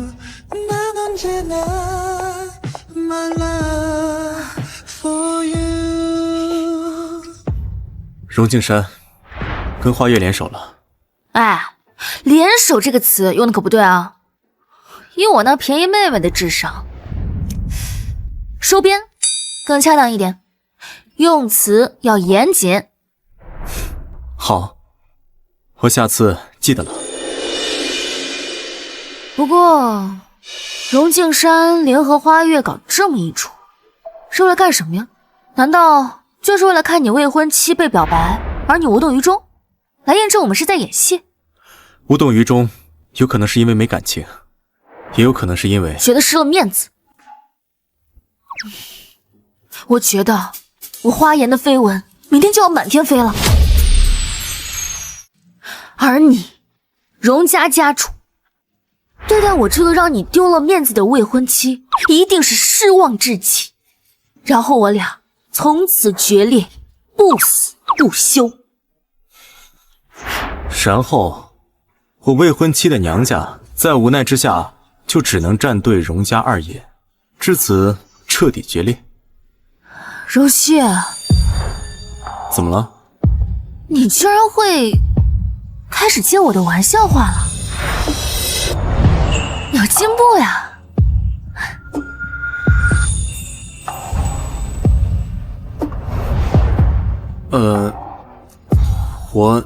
那么荣家主，你对于你未婚妻被表白这件事情，有什么想发表的吗？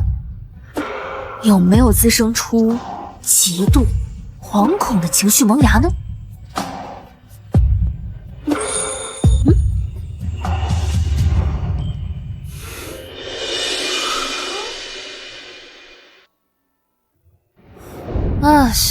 算了，胆小鬼，肯定没什么想说的，我先去休息了。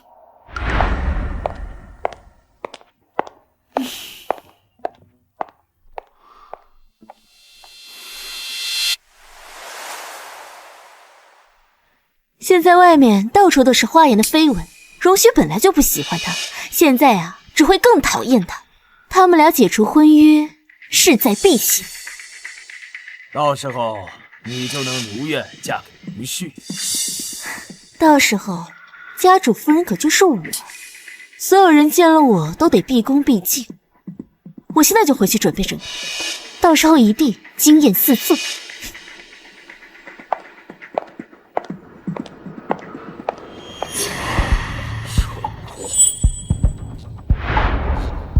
荣旭因为自己的原因导致荣氏的股价变动，在这个时候再做出砍掉产线的大规模结构变动，董事会是绝对不会答应的。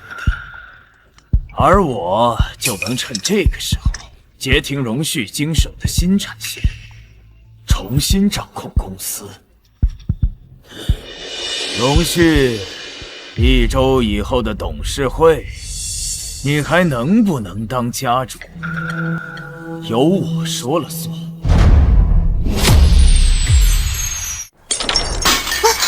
荣旭，你什么意思？是不是不想过了啊？怎么了呀？这是？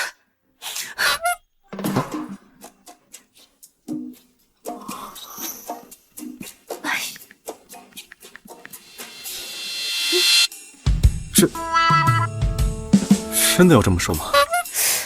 你能不能有点职业精神？演戏呢啊？不过了，不过了。荣旭，就因为我让你失了面子，你就要赶尽杀绝，是不是啊？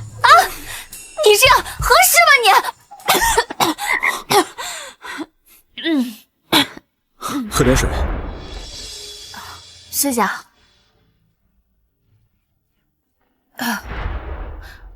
明天就是董事会了，你准备的怎么样？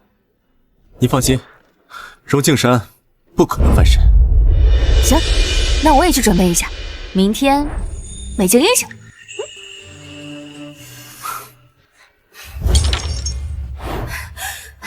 好，荣旭，那就听你的，不过就不过，明天我们就去退婚。哼！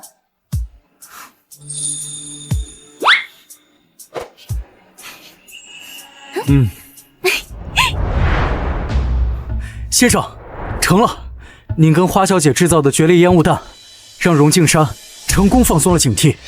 我们的人渗透到他们的核心团队里，明天一定能让他翻不了身。好，让保护花颜的人绝对不能放松。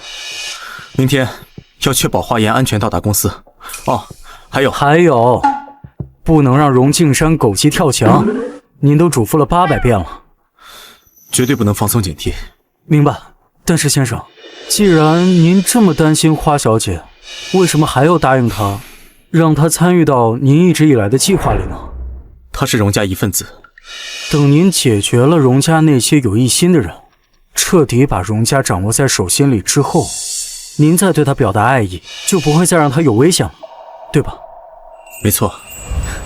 先生，您之前都不会理会我这些调侃的，今天竟然……我生在荣家，虽然多有禁锢，但是因为无欲无求，一向也是游刃有余。只是他的到来，让我不再想兵行险招，总想着稳妥些，再稳妥些，去护他周全。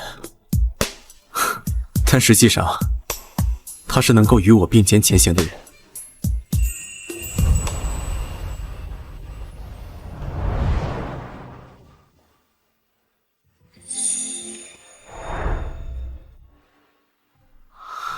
花颜，你这么聪明，一定会明白我的心意的。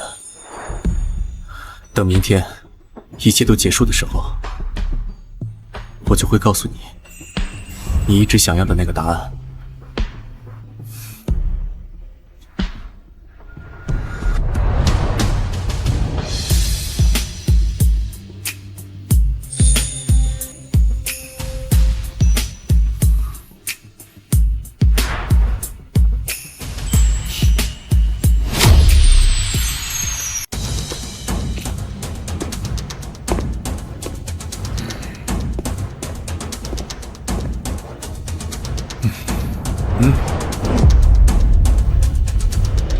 荣董好大的架子，让我们这么多人在这等呢。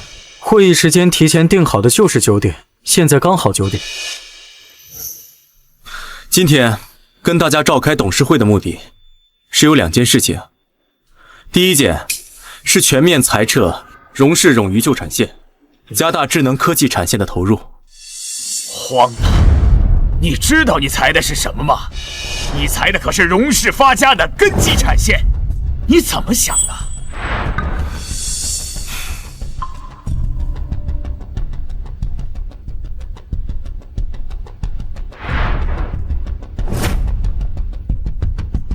各位手中的是产业近几年来具有代表性的部门财务状况，从几年前开始就入不敷出。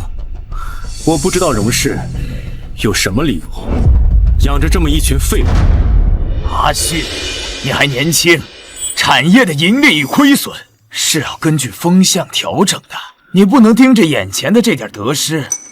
是啊，荣董。是啊，阿旭。你也不能因为你想推进自己的项目而砸了你眼前这些叔伯的饭碗吧？对，阿旭虽然是我的亲侄子，但是我也不能偏颇。因为阿旭个人原因导致的股价亏损，他不但不想办法来提升荣氏的股价，反而还一心想要揽权，裁撤掉荣氏发家的根基产线，实在不像话。荣董，这事儿你做的确实有失分寸，家里的事儿闹到台面上，让人看笑话。是啊，荣董。作为荣氏的股东，我提议进行新一轮的投票，选举出新的董事长人选。我不能让大家的心血都毁在一个毛头小子手里。我赞成。我也赞成。阿雪，股东会里全是我的人，你现在没有花家做帮手，我看你怎么翻盘。没想到我们夫妻的私事会被放在这么庄重的会上讨论。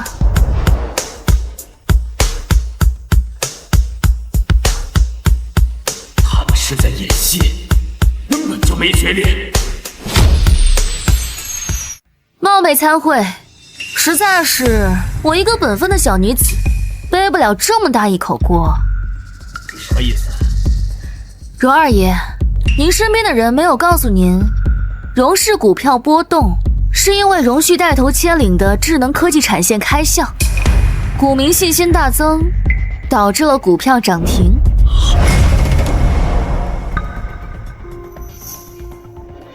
阿言，荣氏因为荣旭跟华荣决裂，导致股票大幅波动，股东们情绪激烈。荣旭那边什么反应？荣旭现在自顾不暇，新项目开发完全停止，想必没办法对旧城先动手。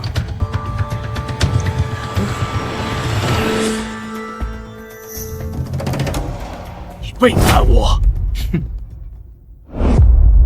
二爷，您说笑了，我一直都是荣先生的人，何来背叛呢？哼！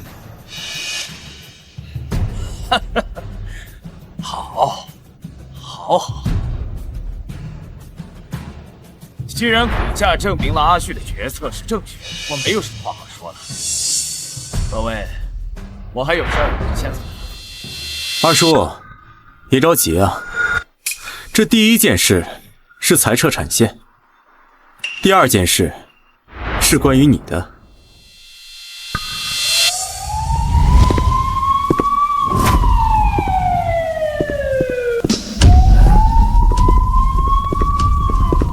荣敬山先生，你涉嫌利用职务非法侵占公司财产、谋取暴利等多项犯罪行为，请您跟我们回去接受调查。别动我，我自己会走。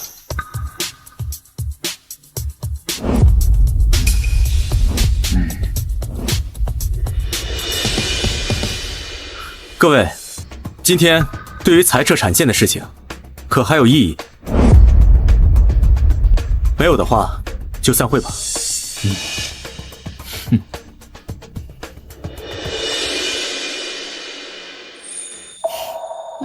你看什么呢？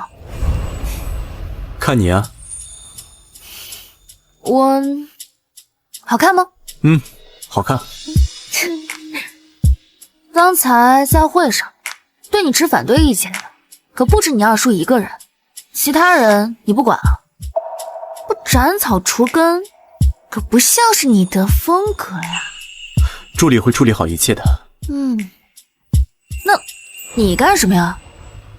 花颜，你昨晚是不是没睡着啊？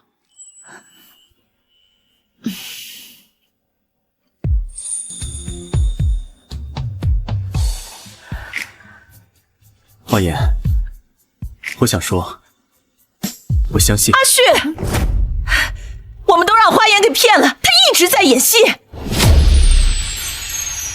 什么演戏啊？阿旭能改了荣家的规矩，是你在背后帮忙，对不对？对。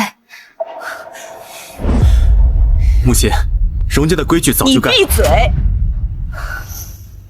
你这孩子，为了帮阿旭，不惜糟蹋自己的名声，实在是太不划算了。我们都让你给骗了，还真以为你品行恶劣。我也是收到阿旭改了荣家规矩的消息后，才意识到你这么做的目的。母亲，这一切都是我想改，花颜她只是配合我。这些都是你设计的？是。那这些天花颜的绯闻，你俩的闹掰？那个呀，都是为了扳倒二叔演的戏。亏我还担心你这臭小子不开窍，误会花颜，秀都不看了就赶回来，合着是你们小两口的小情趣呀？所以您说的花颜一直在演戏，是说她改荣家的家规？对呀。说到这儿，我可得好好说说你，真是翅膀硬了，不是不让你改，是要缓改，要慢改，有节奏的改。你这以牺牲花颜的名声为代价，我非常不认同。母亲，您不反对啊？我为什么要反对？我早就看那些规矩不顺眼了，要不是你爸走得早，我在荣家没什么话语权。还有那狼子野心的荣敬山，我早就把他给改了。母亲，那您之前为什么还看花颜不顺眼？我那不是以为花颜那是在添乱吗？你刚当上家主不久，内外虎狼环绕，都盯着你。我以为他是来砸场子的，没想到你有自己的谋算。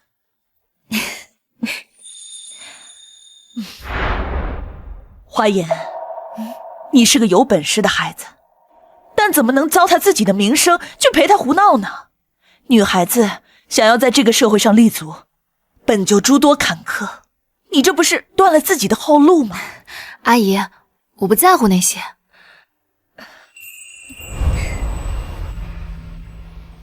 名声只有在一无所有的时候才是需要维护的，当站在权力顶峰，自然会有人替你赚血。先生，因为二爷早期滥用职权，在核心岗位安插自己的人，向下渗透较多，所以现在职位空缺也比较多，人力资源部门已经在加班加点补位了。我这个好二叔，在背地里干的好事，都快把荣氏漏成筛子了。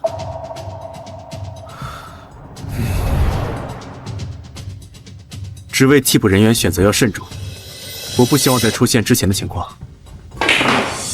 明白，这是核心岗位替补人员的资料以及背调结果。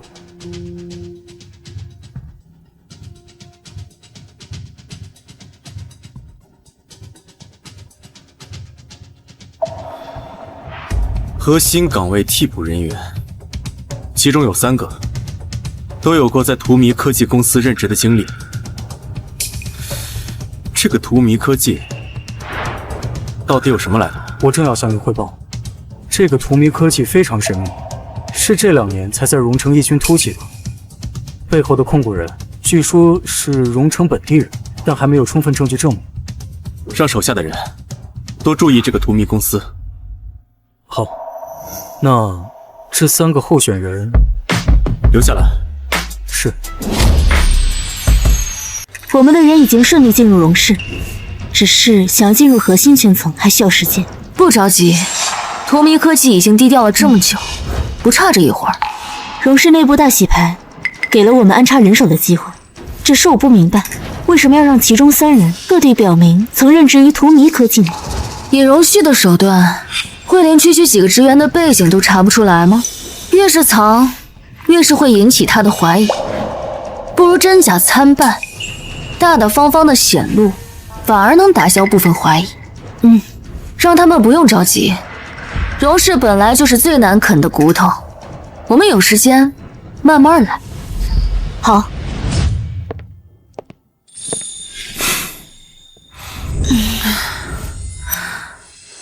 你回来了？怎么不回屋里睡啊？太累了，还没来得及回去。太累了？你白天做贼了，晚上这么累啊？荣旭，我发现你现在越来越不争气了。为什么？你现在花里花气的，要不你改个姓得了？姓花？行，那以后啊，整个荣城都跟你改名叫花城吧。我真有此意啊。看来你白天真是累坏了，现在啊都开始胡言胡语了。我给你按摩一下吧，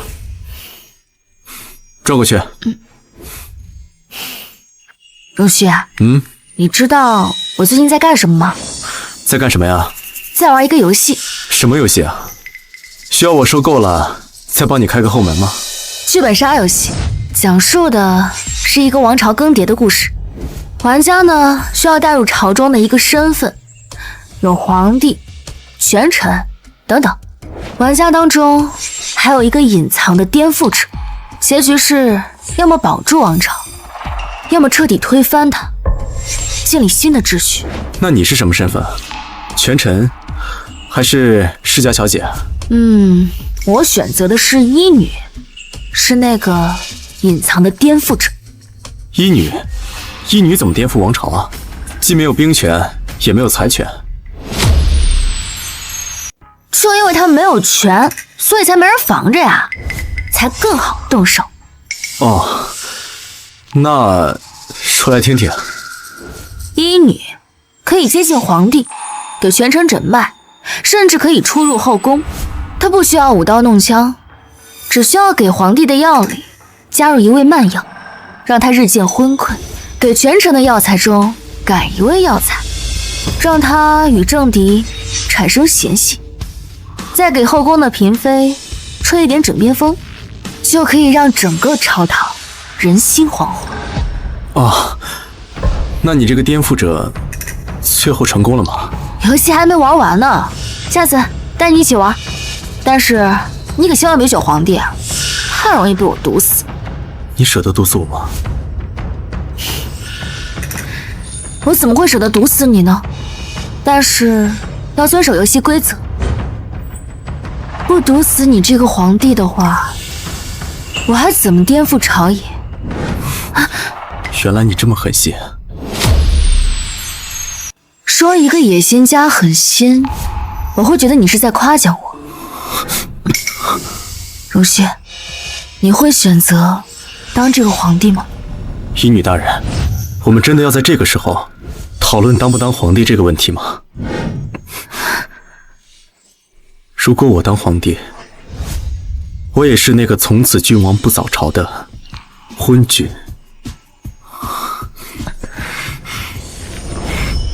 玩家当中还有一个隐藏的颠覆者，结局是要么保住王朝，要么彻底推翻它，建立新的秩序。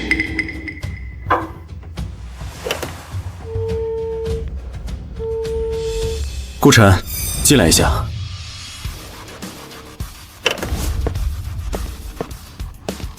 先生，你有事找我？最近新进公司那批人表现怎么样？一切正常，几个核心部门的储备人员考核成绩都很优异，考察期后可以安排他们进核心部门任职。一切正常？对，先生，您是对他们不放心吗？要不我先把他们安排到边缘部门评级过渡。不用了，按照正常晋升就可以了。另外，密切关注那3个在荼蘼科技有过任职经历的人。好，我会安排专人跟进的。还有啊，再加派一批人，跟进所有荣城与荼蘼科技合作的项目，务必要挖出他们的实际控制人。是。霍言，你凭什么打我？别以为你进了荣家就可以在花家作威作福，你别忘了你们还没有结婚呢。怎么，打你我还需要挑日子吗？别以为你之前干的那些破事没人知道。我告诉你，就算我现在还没有正式嫁入荣家，那我也是花家的正牌大小姐。这男人都是3分钟热度，等到时候荣旭玩腻了，看你这个花家正牌大小姐还怎么嚣张。哟，你这是在诅咒花家和荣家的关系迟早破裂呀！呵呵，你可真是爸爸的好女儿啊！你胡说什么？我不是这个意思，爸爸，我不是这个意思。我看你就只是把自己的心里话说出来了而已。你闭嘴！哎呀，好了好了好了，别吵了。你看看你们，哪儿还有一点淑女的样子？哎呦，爸，是花颜她先找事的。哎呀，你闭嘴吧！快回屋去，好好反省反省。哼。依呀，月月还小，你不要跟他计较。爸爸答应你，日后啊一定会对他严加管束。希望您说到做到。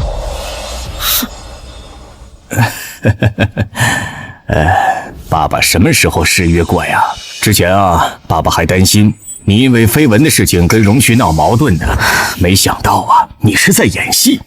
你说说你，也不跟爸爸通通气儿，害得爸爸瞎担心。您就直接说吧，这次把我叫回家，到底什么事儿？还是你最懂爸爸。那我就直说了，花甲虽然是进入了荣家的新项目，但始终在外围打转，接触不到核心的内容。所以，你到底给了他什么东西啊？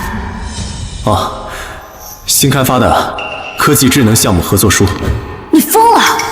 你放这么一个祸害，进去让你大局。给都给了，我自有分寸。确实有分寸。你跟荣旭感情那么好，替爸爸说几句好话。爸，我虽然和荣旭的感情好，但上次因为妹妹那件事情，在荣家人的眼里，您根本就不喜欢我，他们还想着让我断和花家的关系呢。荒唐！你是花家的女儿，哪能说断就断的？哎呀，爸，我也不想啊。可是我既做不了荣家的主，也做不了花家的主。但是想靠着我去维系好荣家和花家的感情的话，这属实有点困难。那你想怎么办呀？爸爸，这不是我想干什么，而是您怎么想。如果呢，我是以拥有花家的股份、花家受宠的女儿的身份进入荣家的话，那花家和荣家的关系自然就不需要用那异变的感情去维系了。您觉得呢？花颜毕竟是花家人，维护好跟他的关系，让花家跟荣家绑定的深一点。即使以后荣旭厌弃了花颜，但是跟荣家的合作是实打实的，割舍不断的。嘿嘿呀，是爸爸疏忽了。这样，爸爸明天就让律师起草一份股权转让协议，怎么样？那就谢谢爸爸了，我还有事儿，我就先走了。啊，爸，你居然给花颜股份！小孩子家家懂什么？我不管，你给了他股份，那我也要。我们两个人不和，人尽皆知。你只给他不给我，会被嘲笑的。胡闹！股份是让你们姐妹斗气的东西吗？爸，花颜因为您出轨导致她母亲自杀的事情，早就恨透了你。她怎么可能跟你一条心？你给她股份，不怕她反咬你一口吗？花月说的不是没有道理，花颜对我的态度一直是捉摸不透。她那么聪明，万一哪天知道了她妈妈根本就不是自杀，势必会恨上我。但是不给股份，现在就没办法跟荣家绑定。爸，您只要把股份给了我，你想让我干什么我就干什么，我肯定比花颜听话。给他股份，让他跟王家联姻，王家也能算作我的保障。就算花颜知道了真相，王家肯定不会反水，毕竟当年的事，王家也参与了。哎呦，爸爸！好，给他也给你。谢谢爸爸，就知道你对我最好。月月呀，股份也不是白给的。您这是什么意思？你呀，也到了适婚的年纪了。爸爸给你物色了一门亲事，对方呢是王家的长孙。这王家呢，在荣城的根基是很厚的，你嫁过去啊，不会受委屈的。爸爸，谁不知道王家的长孙是个只会吃喝嫖赌的废物？你让我嫁给他？哎，我不嫁。这王家呀，在荣城的声势是大不如前，但是他在荣城的人脉是盘根错节。那个王上再不济，他也是王家名正言顺的继承人。你嫁过去，不但能拿到股份，也能帮衬家里，这是你身为花家女儿的责任。可是我……哎，好了，你的身份毕竟名不正言不顺，嫁到王家也算是高攀了。哎，你呀，要明白爸爸的苦心。好了，爸爸明天就起草股权转让协议，这些天呢，你要安分点儿，不要再给爸爸惹事了。哎，老东西，得了便宜还卖乖。姐，到手了。不错，果然聪明。我一条消息就知道我想干什么。爸爸，这不是我想干什么，而是您怎么想。如果呢，我是以拥有花家的股份、花家受宠的女儿的身份进入荣家的话，那花家和荣家的关系自然就不需要用那异变的感情去维系了。您觉得呢？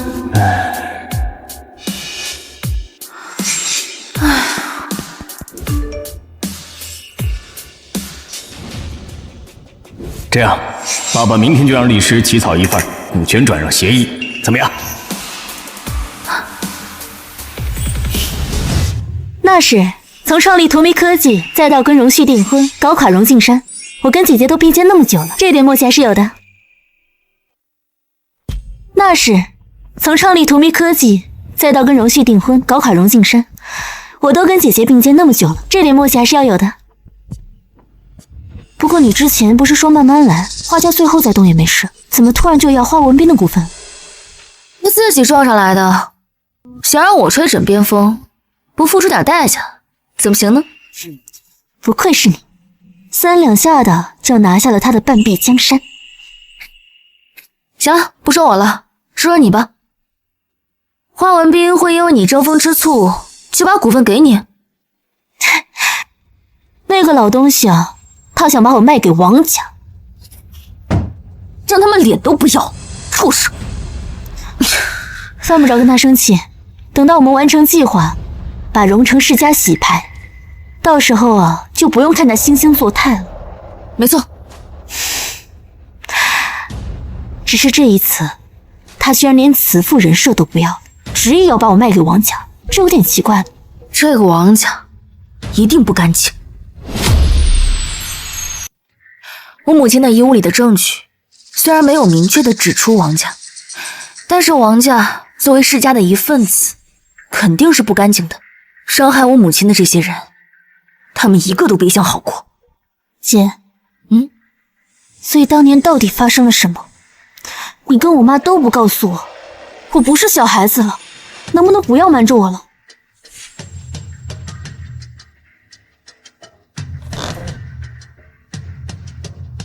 小月，当年的事情，是我对不起你和月姨。陆小姐，我不知道文斌他有家室，他跟我说他是未婚，我又有了月月，我才跟他回来的。我真的不是有意要破坏你的家庭，对不起，我现在就去带着孩子离开。慢着，秦小姐，你现在还有工作吗？没有，自从怀孕后，花文斌就让我把工作辞了，安心养胎。既然现在没有工作，就留下吧，至少保证孩子的安稳生活。不怪我，你也是受害者，我该怪的难道不是在背后隐身的男人吗？华文斌的德行，我比谁都清楚。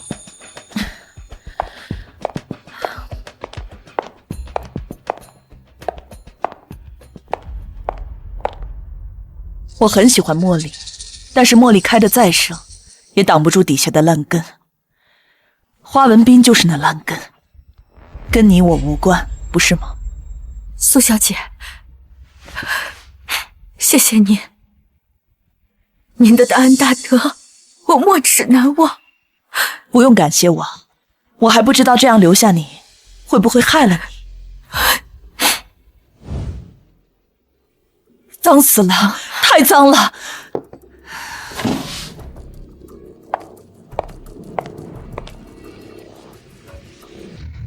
真是太脏了！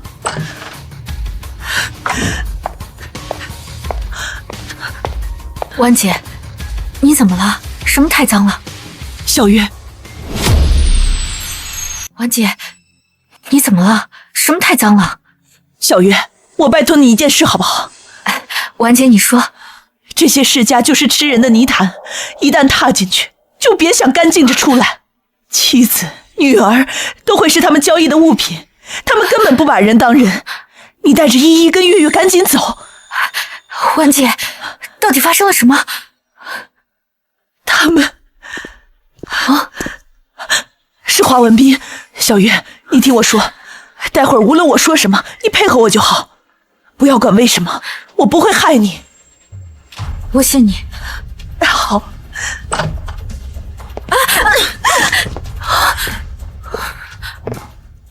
你在干什么？你少在这里假惺惺！你以为我不知道你是什么心思？不过是想取代我成为花家的主母。我告诉你，不可能！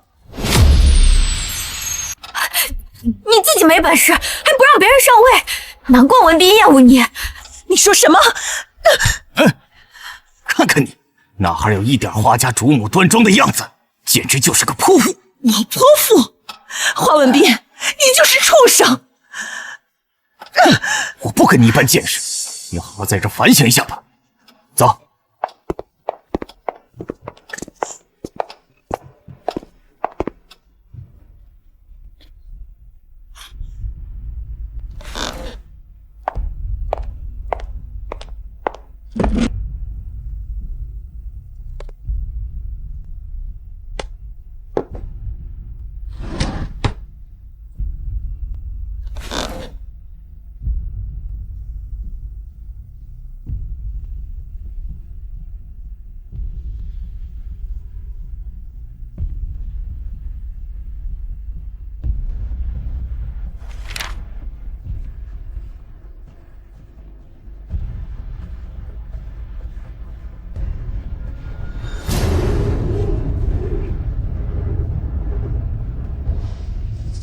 肮脏的东西，就应该见一见彼岸花开。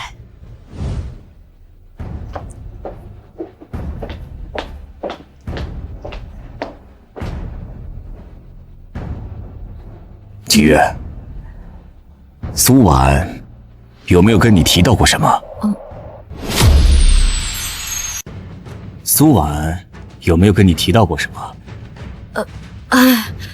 那个疯女人啊，她一直在骂我，插足你们的家庭，跟个泼妇一样。文斌，你什么时候跟她离婚，娶我呀？放心吧，她碍事的时候不多了。这什么意思啊？没什么，时间不早了，你早点休息吧。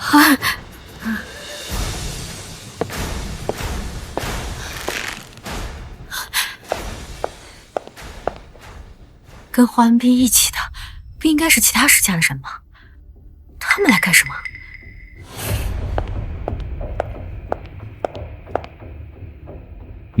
他知道的太多了，不能留了。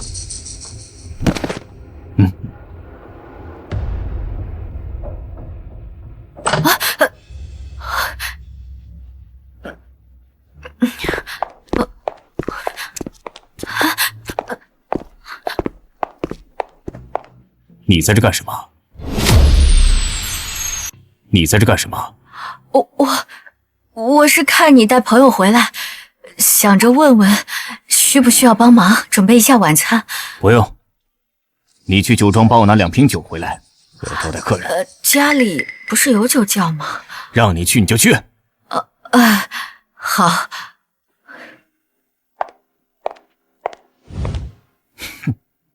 放心吧，他碍事的时候不多了，他知道的太多了，不能留。不好，晚间有危险。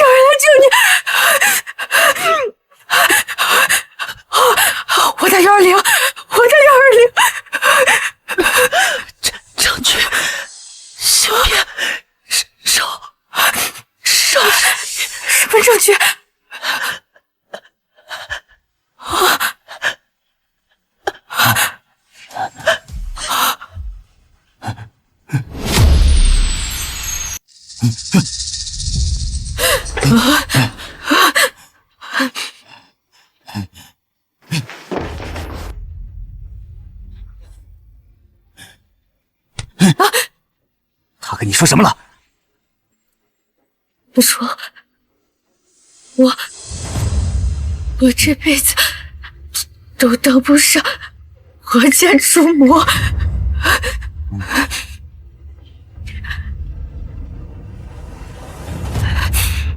我跟他说，我要跟他离婚，娶你。他一时想不开，就跳楼了。来，起来。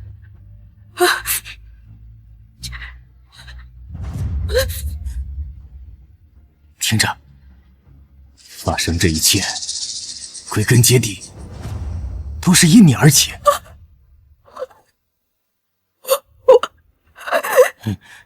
不过我不怪你，你只要安分守己的，好好的过日子，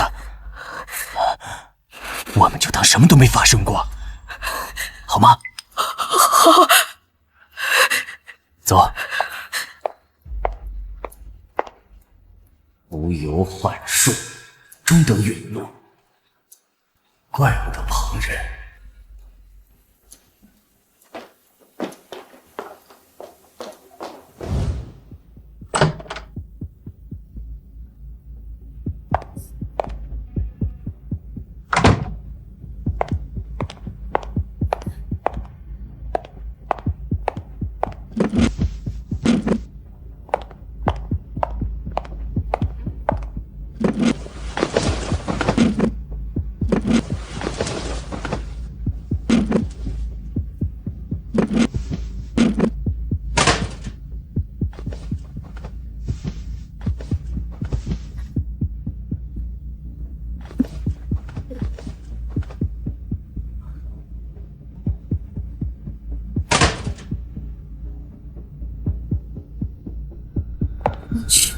芯片，首饰里，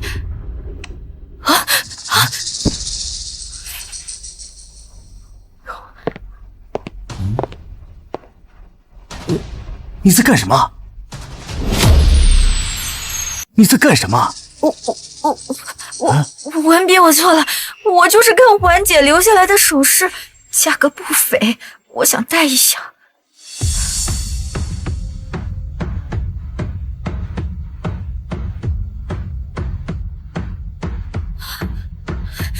死人的东西，你也不嫌晦气。明天我让人给你送副新的来，你就踏实的在家里待着吧。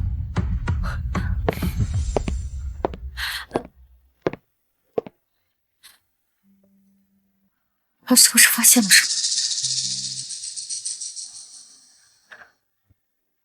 婉姐拼了命藏起来的证据，我绝对不能让他发现。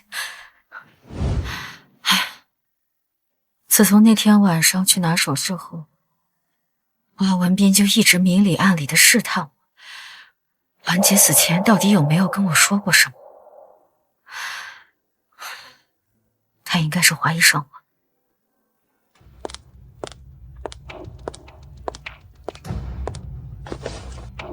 妈，妈，妈，你叫我回来干什么？月月，你爸爸这几天有没有找你啊？没有啊，我一直在学校。你不是说苏妈妈去世了，怕妍姐姐难过，让我在学校多陪陪她吗？花文斌还没来得及对孩子们下手。你姐姐在哪儿？楼下呢。叫你姐姐过来，你在外面等着。哦。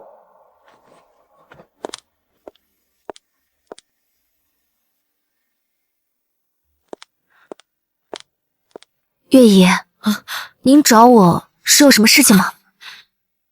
依依，过来，月姨有2句话要跟你交代。好孩子，月姨知道，婉姐去世以后，你一定会很难过。最近外面的人都说，都是因为我，你妈妈才跳楼的。你会怪月姨吗？月姨，这不关你的事。妈妈跟我说过，你跟小月也都是受害者，我能明辨是非的。我妈妈她从来都没有怪过你，我也不怪你。婉姐是个很好的人，她把你教养的也很好。月姨，我觉得我妈是肯定不会自杀的，她肯定是发现了什么，然后被人杀害的。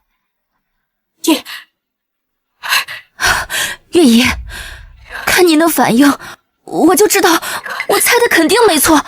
您一定知道些什么，对吧？你真的很聪明。一群畜生！我知道的也就只有这么多。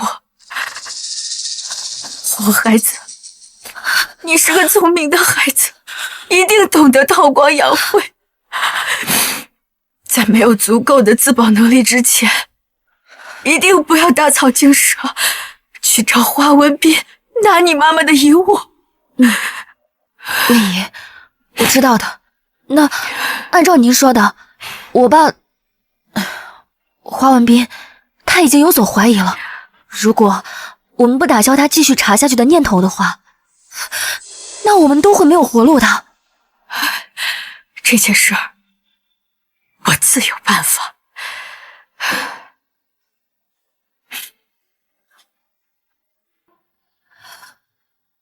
你是个孤女，自从被花文斌哄骗后，也没了工作，只能迂腐于他。这张卡是你妈妈这些年明里暗里对我的帮助，现在我把它交给你。月姨，这我不能要。你拿着。你要想帮你妈妈报仇，就必须得有你自己的势力。这些原本也是你妈妈的。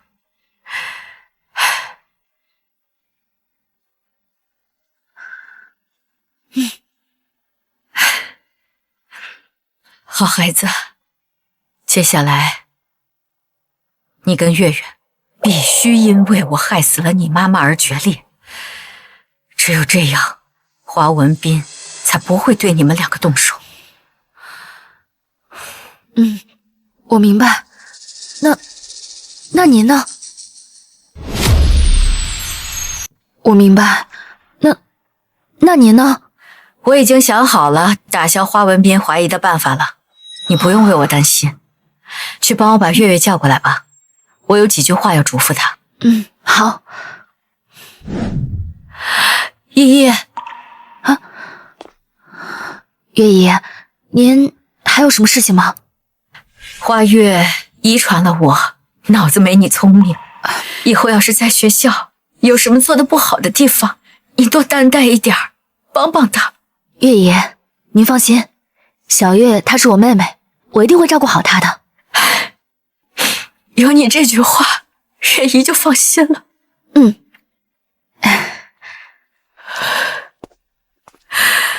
嘿嘿，妈妈。月月，接下来妈妈说的每一句话，你一定要死死的记在心里，知道吗？妈，你这是怎么了？你别管，你只要牢牢记住我说的话，知道吗？知道了，你说吧。保护好花颜，辅佐他，但是在明面上要让所有人都认为你们已经决裂了。你讨厌他，因为他你只能做私生女。为什么呀？为什么呀？你别管那么多。哦，行吧。那你呢？妈妈有一些事情要做，只有这样才能保护好你们两个。什么事啊？到时候你就知道了。妈，我怎么觉得你奇奇怪怪的？要不我们离开花家吧？我觉得你不开心，我们带上姐姐一块儿离开。傻孩子，说什么话？我们走不掉的。妈，你说什么？没什么，你一定要记得我说的话，知道吗？知道了。妈，学校还有事儿呢，我得跟姐姐一块儿回去了。以后不能再叫姐姐了，我说的话你记住了吗？记住了，记住了。那我先走了。月月，怎么了，妈？没什么，我只是想再看看你。哎呀，等我放学回来让你看个够啊！再来。婉姐，我是你死亡的见证者，只有我死了，华文斌才会放心，不再调查我们。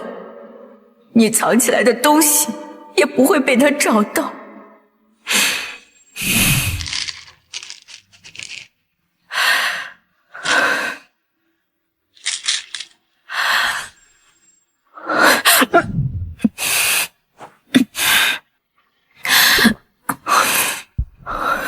我知道你一直追求正义，我是个没有追求的人，只是想帮你，现在也只能帮到这里了。我抛下孩子们来找你，你可千万不要怪我呀。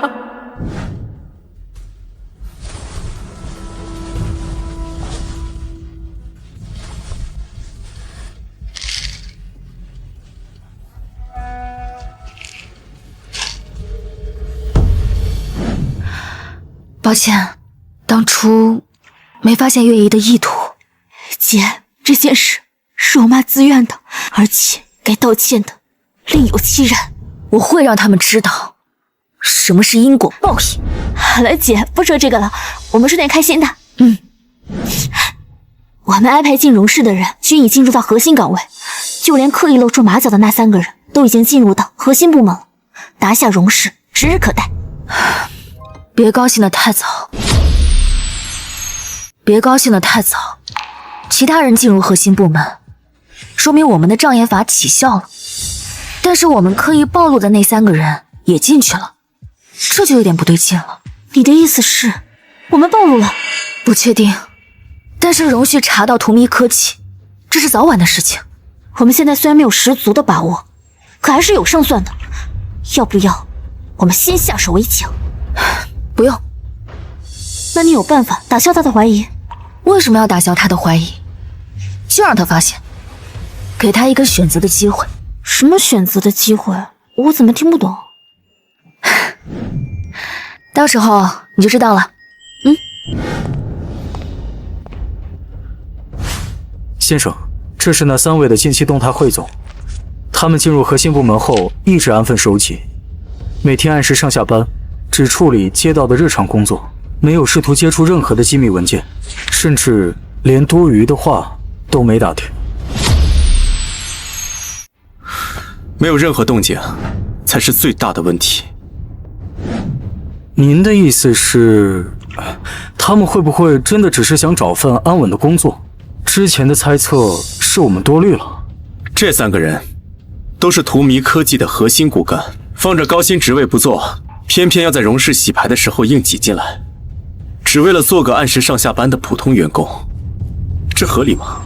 他们越是隐忍，就说明他们背后的人城府越深，目标也就越不简单。原来您从一开始就不相信他们。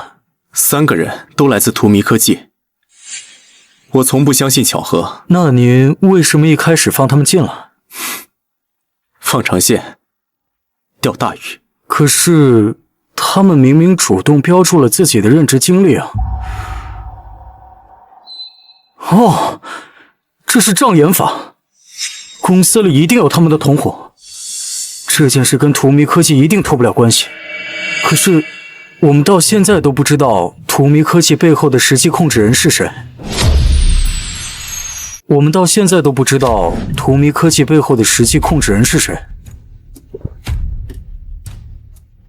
再玩一个游戏。什么游戏啊？需要我收购了再帮你开个后门吗？剧本杀游戏，讲述的是一个王朝更迭的故事。玩家呢，需要带入朝中的一个身份，有皇帝、权臣等等。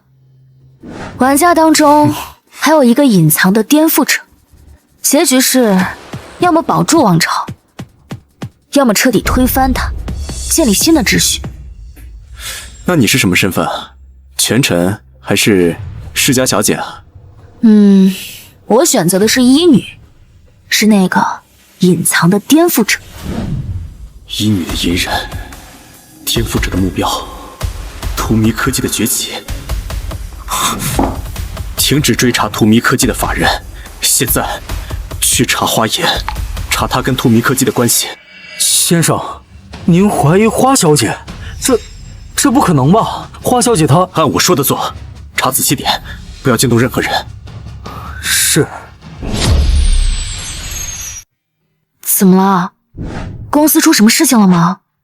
怎么从回来就魂不守舍的？啊，那个上次剧本杀游戏，所谓的医女颠覆者，最后是怎么收场的？怎么？难道荣总也想玩？不过我可提醒你啊，千万别选皇帝，我会毒死你的。对了，还没问过你，为什么想选医女啊？因为别无选择呀。你要是也想玩的话，千万要记得，别选皇帝。依依，我们什么时候结婚啊？我是想着，都已经订婚这么久了，也该结婚了。结婚也不是不可以，但是得等到我玩完这个剧本杀游戏。我吃好了，先去忙了。依依，我们会结婚的，对吗？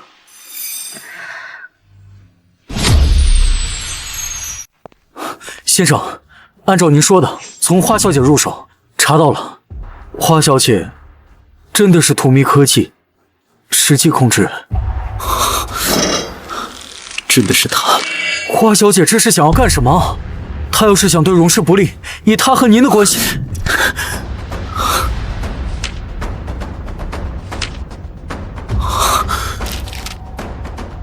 她不是要对荣氏不利，她是要洗牌荣城，当那个医女颠覆者，建立新规则。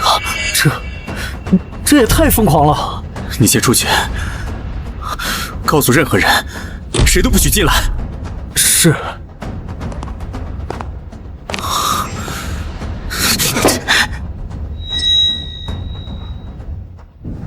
把这里……抱歉，花总，荣总硬闯，我拦不住。没事儿，你先出去吧。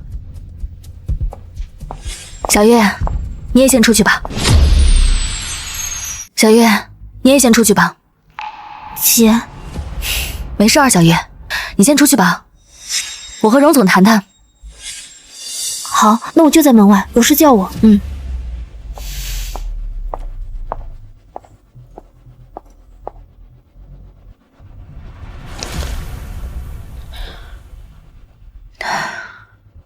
看来你已经都知道了。不是你故意让我知道的吗？有3个都在荼蘼公司有过任职经历的人，同批入职，这么拙劣的障眼法，不就是为了引我去查吗？你说的很对。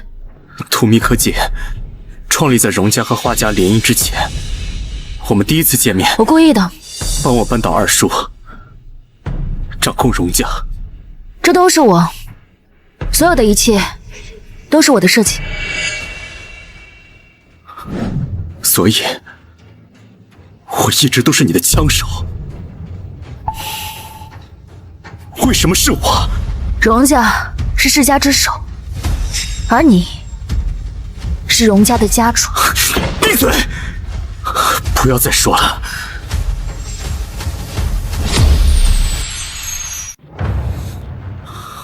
花言，义不重。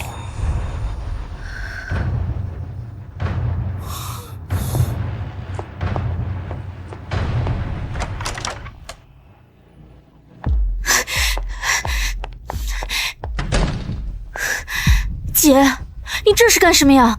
我们费了多大的功夫才把那3个人安插进荣氏的核心部门，你怎么就这么自爆了呢？这不等于前功尽弃了吗？小月，打仗靠的不是武力硬碰，而是算计人心。我听不懂，亮出自己的底牌，怎么就还说算计了？荣旭他不是傻子，他迟早会查到我们身上，还不如自己告诉他。那你就不怕他生气了，然后对付我吗？毕竟他才是世家的人。我喜欢他。啊？好好的说这个干什么呀？你是准备打感情牌？但我们的开始是彼此利用，我希望我们能有一个新的开始。可我们不是要洗牌世家吗？不冲突，我喜欢他和颠覆世家并不冲突，这一切都看他自己的选择。看他是想当那个被颠覆的旧王朝，还是改变新规则的同路人。那他要是选择站在世家那边，毕竟荣家是世家之首，他不可能轻易放弃。那我就不喜欢他了呗，反正不同路的人注定不会走到一起。你能放下吗？你之前跟他在一块的时候，看得出来，你是真的开心。爱情本来就是虚无缥缈的，我有比爱情更重要的事情要做。报仇，掀翻这些恶心的规则。就算他最后没有选择我，我也留有后手。真是冷静到可怕的女人，不愧是我姐。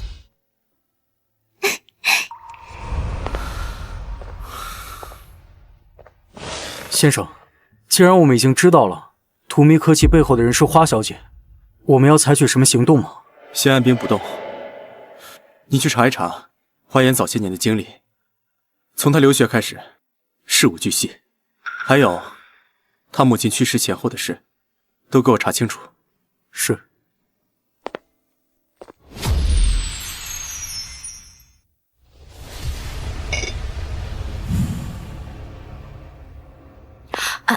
家主，您回来了，晚饭热在锅里，我去给您端出来。屋里为什么不开灯啊？花言呢？是花小姐今天下午回来收拾了行李，说是您可能不想看见她，就先搬走了。不过她特意叮嘱我跟您说，您要是有什么需要帮忙的，可以随时联系她。家主，您跟花小姐是吵架了吗？您别怪我多嘴，我都看在眼里，您跟花小姐是真心喜欢彼此的，有什么话都好好说，千万别冲动啊。行了，你先下去休息吧。是。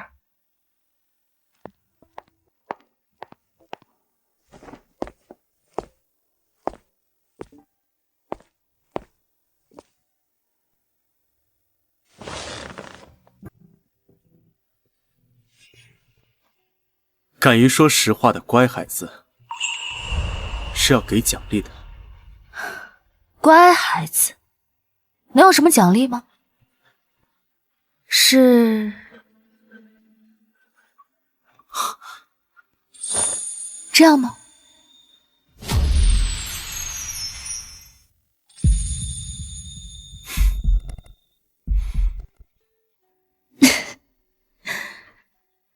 你这个人还挺有趣的。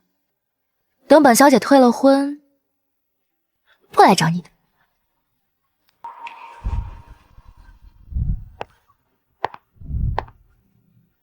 荣先生，你现在还敢娶我吗？花言，骗子！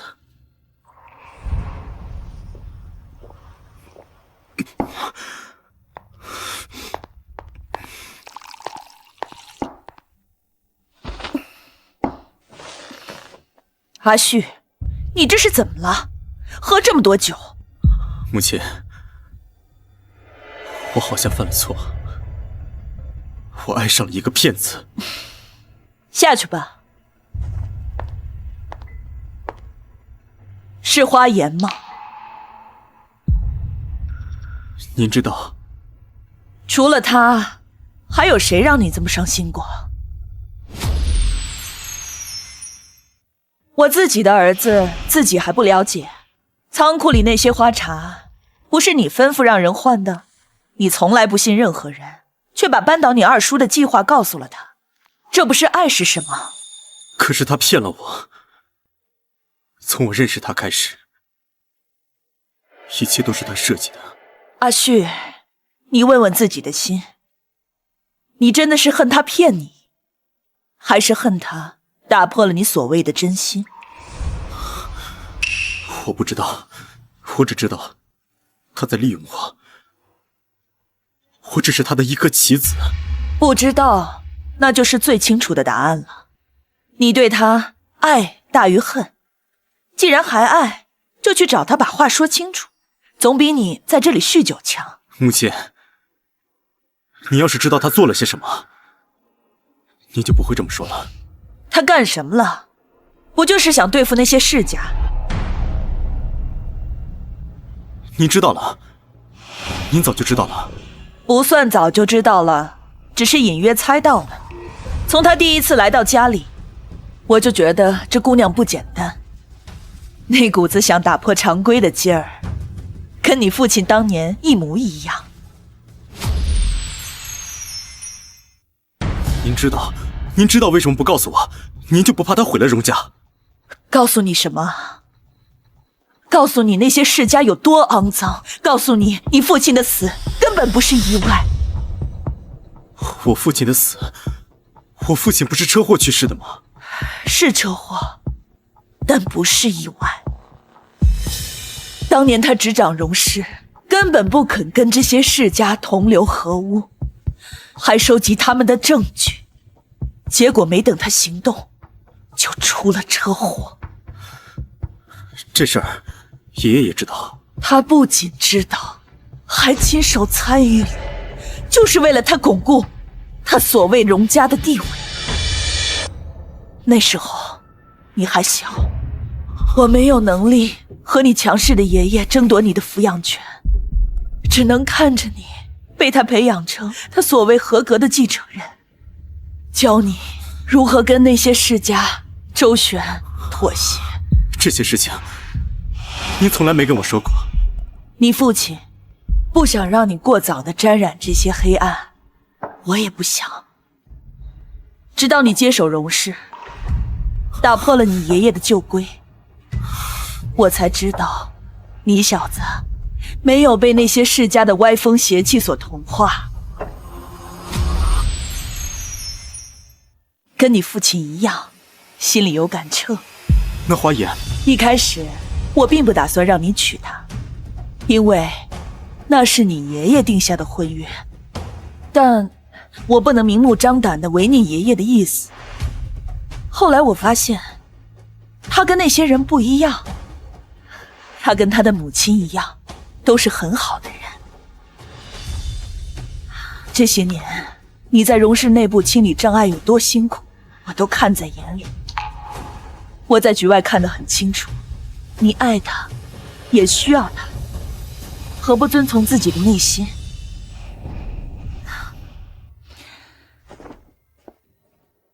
母亲尊重你的选择，但也希望你是发自内心的。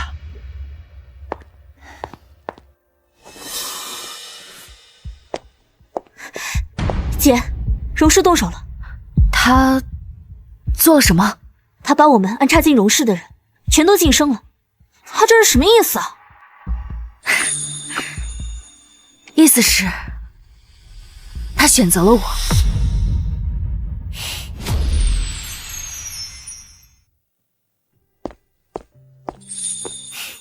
我回来了。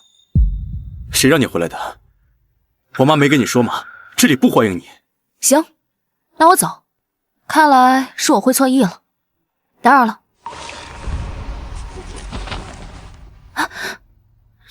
你当这里是什么地方？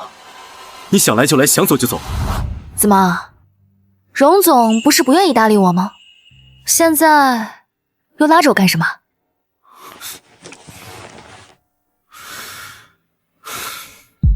你是因为我把你那些人都晋升了，所以才回来的，对不对？要是我没有这么做，你就打算一辈子都不回来了，是不是？是啊。除此之外呢，就没有别的原因了吗？还能因为什么原因啊？花言，你有没有戏？荣旭，其实，在接到你晋升他们的消息之前，我也很紧张。你还会紧张？在你利用我的时候，我也没觉得你紧张。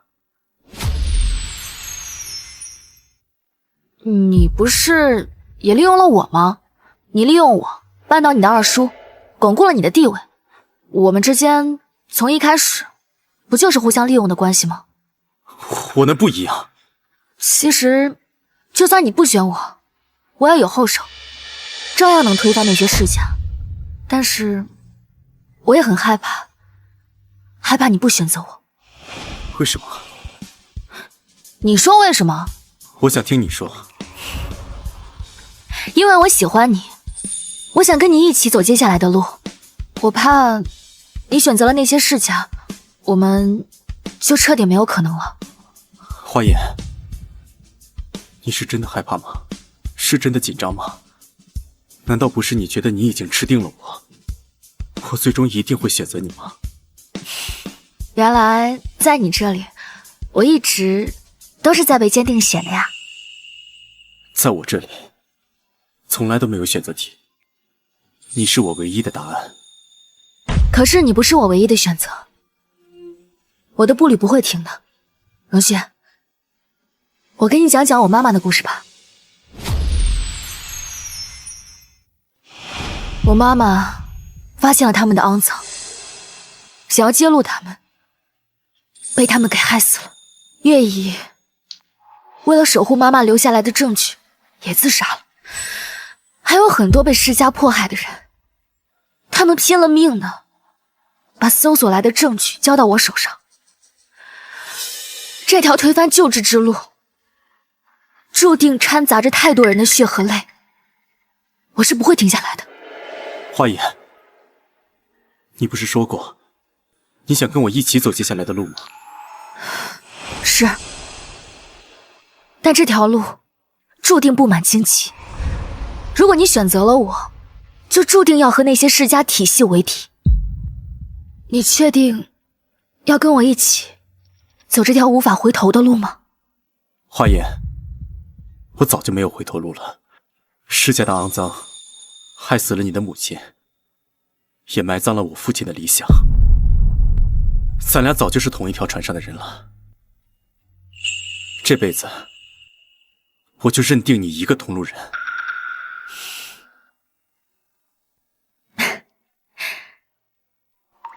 好，那就让我们一起把那些见不得人的东西披露在太阳之下，让荼蘼花开。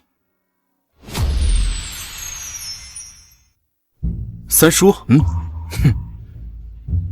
这就是你说的即使我不选你，你也有后手。对，其实三叔跟我妈妈是大学同学，当年也是他帮助我妈妈收集证据的。后来妈妈去世后，也是他帮我开了图迷科技。原来你们早就认识，怪不得一直说你有后手。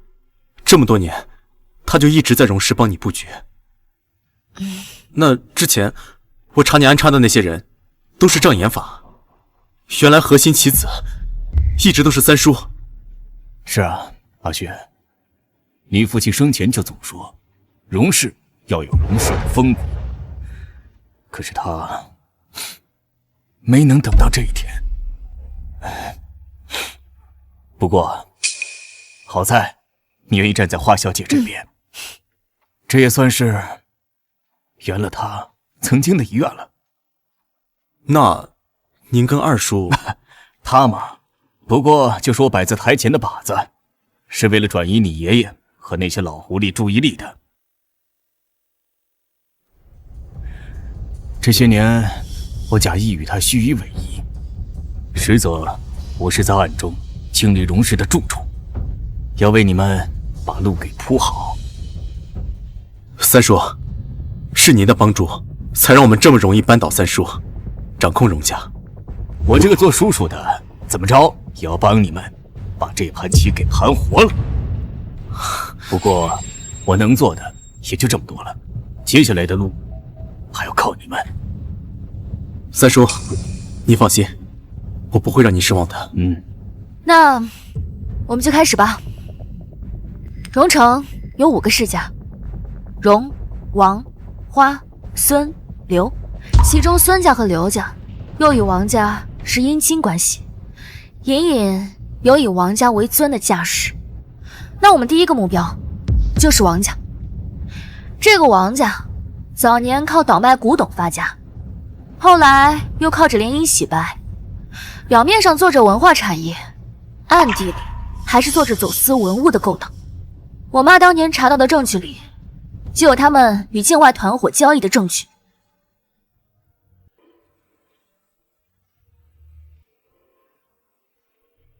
这个是我让人查到的近期王家动向，他们最近在跟一个叫鬼手的境外组织连接，在准备一笔大交易。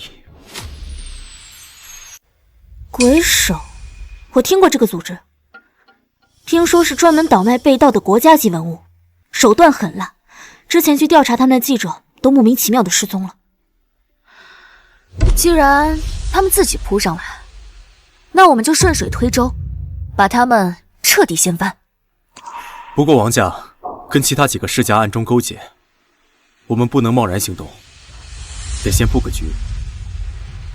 你有主意了？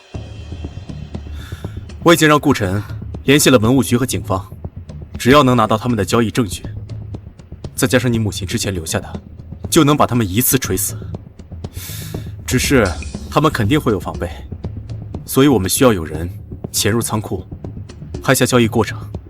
我去，我之前学过侦查和潜入，一定不会被他们发现的。好，那你一定要注意安全，我会派人接应你。明白。那姐，那我干什么呀？你拿着股份回花家，花家需要换一个领头人了。等顾晨拿下王家，孙家和刘家势必会反扑，到时候你需要让花家和荣家站在一起。好，我现在就去。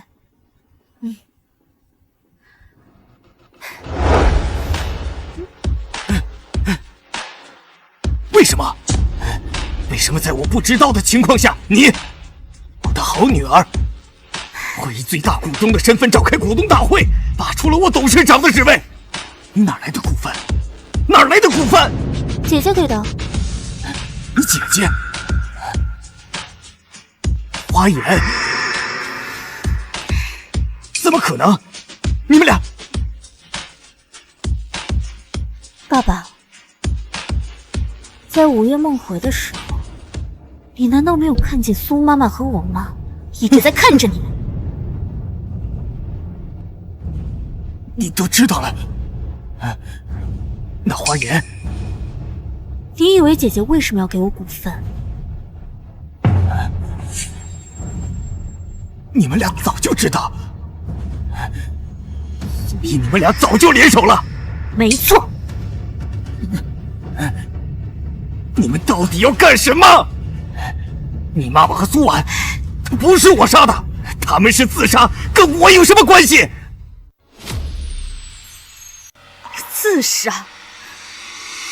你到现在都还在撒谎，你知道的太多了，了不得了。你说过的这些话你不记得了吗？你胡说！我胡说？那跟王家合作走私文物，这事也不是你干的了？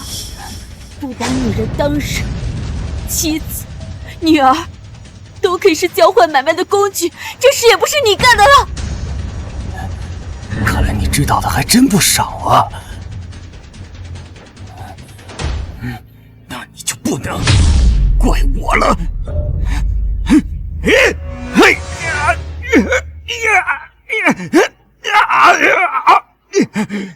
早就知道你是个渣男，我怎么可能对你毫无防备？这下好了，你蓄意杀人的证据也有了。我是你爸爸，我是你爸爸，你怎么能这样对我？你配吗？当年你把苏妈妈的遗物藏起来，威胁姐姐嫁入荣家，后来又想把我嫁到王家换股份，这么多年，你什么时候尽过做父亲的责任啊？我叫了你这么多年的爸，真是恶心死我了。不过呢，你放心，姐姐现在忙着跟荣旭处理王家的事情，没空见你。你也不用太过心急，等你进了监狱，有的是时间好好回忆回忆你这辈子干过的龌龊事。带走！放开我！你这个逆女！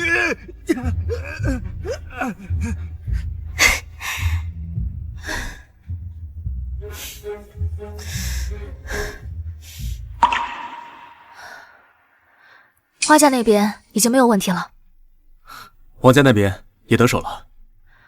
王家倒台的消息立马就会传出，整个荣城的世家圈子里，最慌的应该是孙家和刘家，他们跟王家有30%的资金往来，王家一倒台，他们的现金流已经出现了缺口。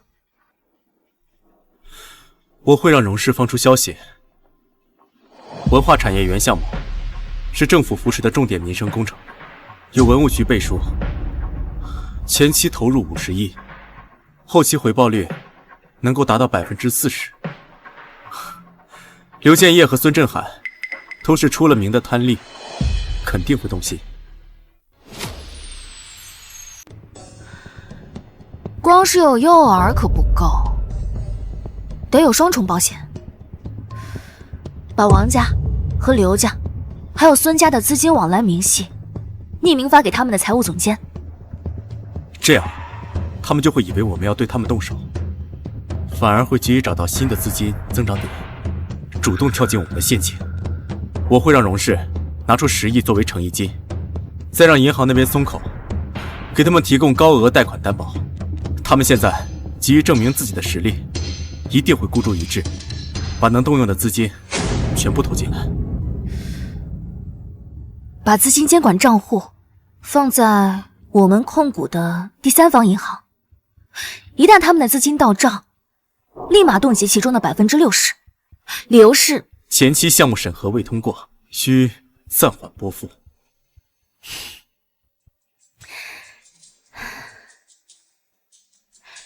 那我可就静待荣总的好消息。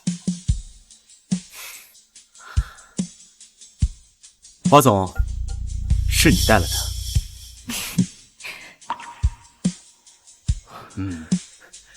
各位，鱼已入网，资金冻结完毕。好。接下来就是我妈妈留在项链里的芯片证据，让他们再无翻身的时候。荣旭，荣城的太阳要出现了。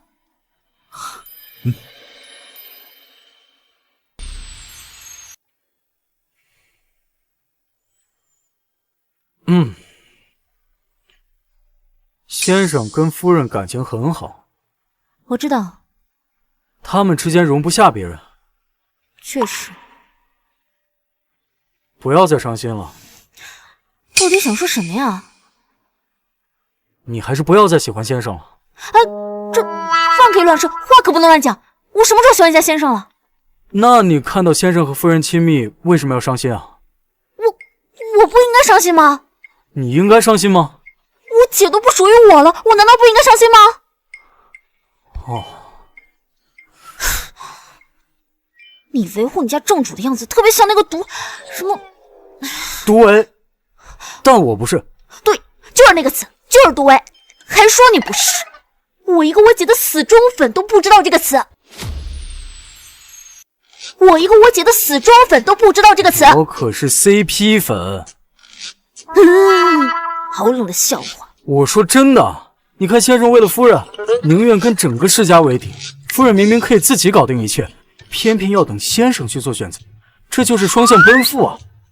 你可以考虑转粉期，可他们真的不踩雷，比你的唯粉有意思多了。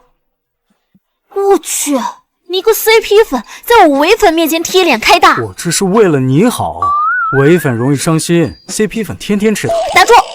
我就告诉你了，我就不愿意吃别人的糖，我就喜欢吃自己的，喜欢吃我跟我姐的。从今天开始，我不仅要当唯粉，我还要当毒唯。我姐去哪我就去哪。哎，哼，你不管管他？管什么？他说的又没错。毒唯没有好下场啊！你37度的嘴里怎么能说出那么冰冷的话？我 CP 粉才没有好下场！你这个女人怎么那么斤斤计较？这个你就谦虚了吧，我还要向你多学习学习。那我就对你不客气了。来，互相伤害呀！你的毒唯正主早晚要结婚的，结了婚还能离婚呢？耍狠是吧？你磕的 CP 早晚必。你不管管你妹妹？管什么？他说的又没错。你听听，他说的像话吗？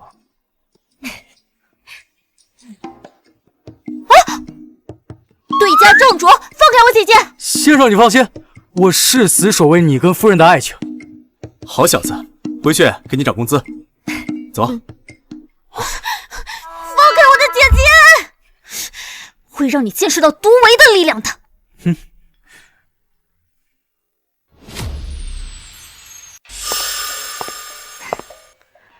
华总用您提供的犯罪证据，把领头人已经送进去了。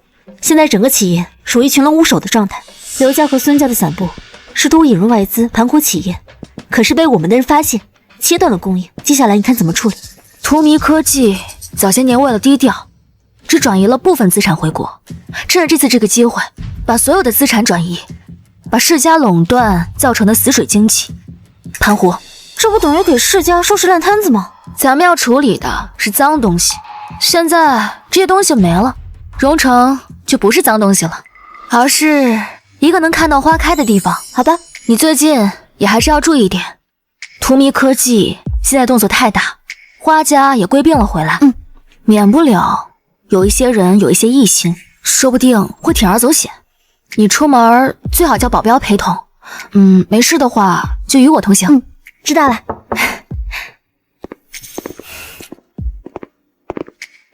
你们怎么来了？你们怎么来了？夫人，先生是特意提前半个小时翘班来接您下班的。啊？就按他说的吧。荣总亲自来接我，是我的荣幸。走吧。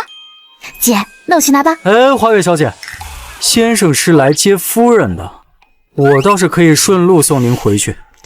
我姐说了，我没事尽量跟她一块儿同行，当然包括坐同一辆车。没事儿同行，有事儿就不可以了。有什么事啊？先生要跟夫人去约会。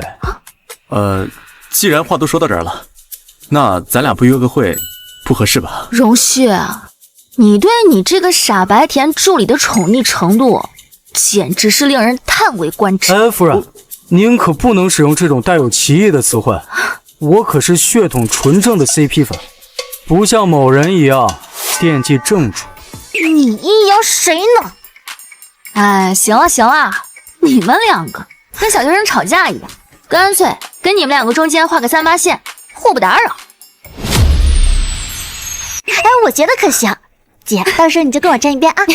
不行，夫人是要跟先生站在一边的。不是你，一口一个先生夫人，我姐结婚了吗？你就瞎叫。没立场了吧？没话说了吧？对了，我们好像只是订婚了，还没结婚。先生，我对你的行动力太失望了。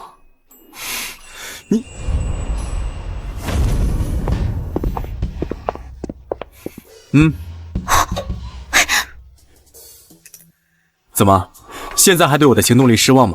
先生，你简直是最好的正主。荣旭，你的助理是你的祖宗吗？怎么他说什么你都听啊？花月小姐，注意你的措辞，有这么跟姐夫说话的吗？姐，真的呀，带着身份证很快就办好了。好，急了。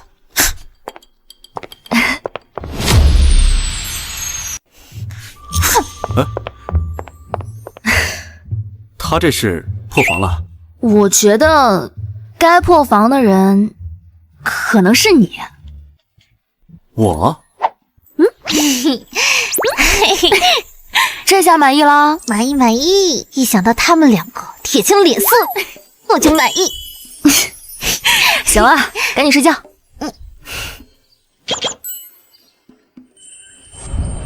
姐夫啊，昨天本来是你们的新婚夜，却被我给搅黄了，你应该不会怪我吧？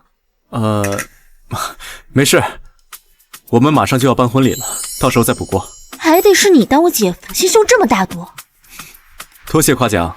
既然姐夫心胸这么大度的话，要不在家里备一个我的房间，我不走啦。这行了，小叶，别开玩笑了。你看你姐夫吓得连话都不会说了。好吧，那姐你一定要答应我，婚礼的珠宝一定要交给我来设计。知道啦，那我走了。这个婚礼场地的布局不错，就是这个风格吧，我不是很喜欢。这不是正在休年假的顾特助吗？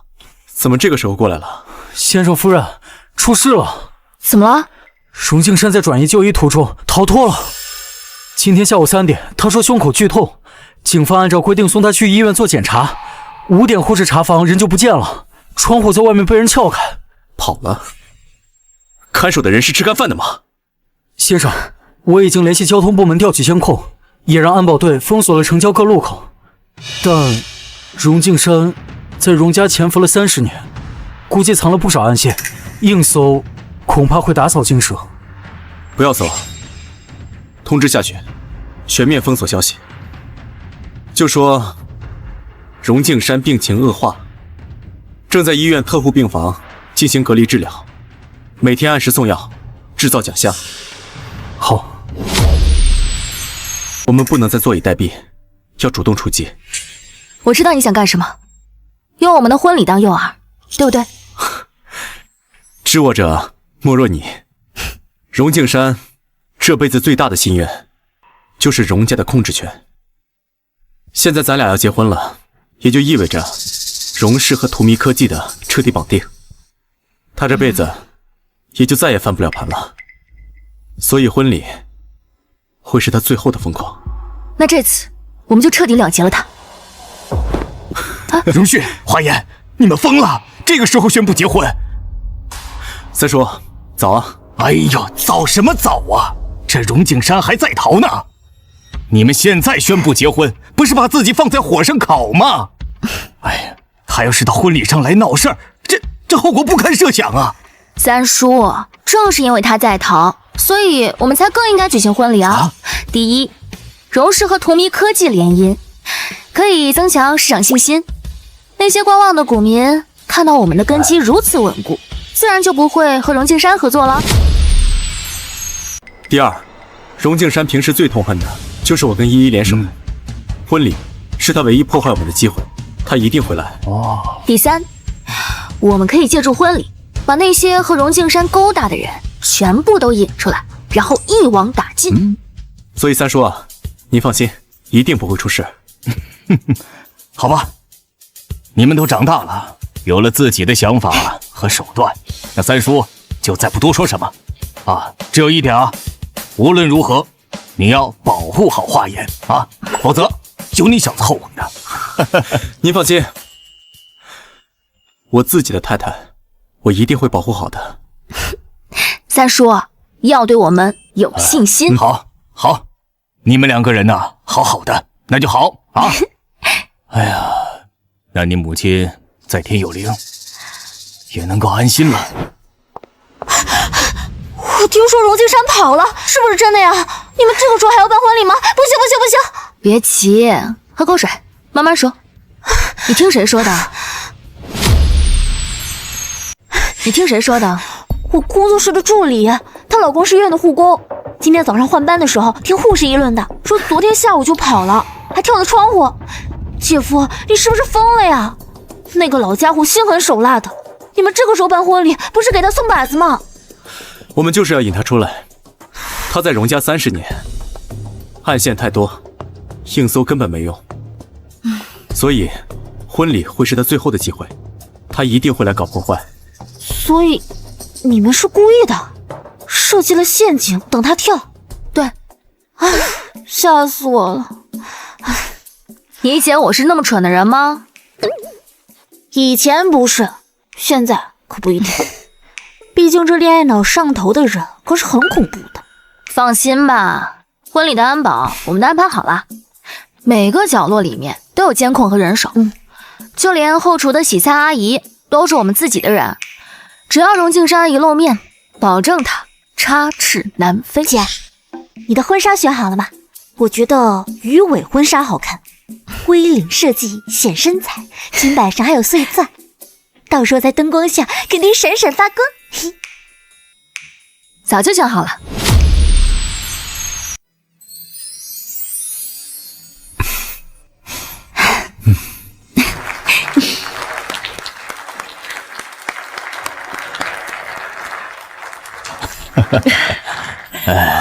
黑色，果然很花眼。怎么，现在不说我不守规矩了？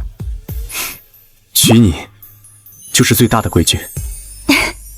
接下来有请2位新人交换戒指。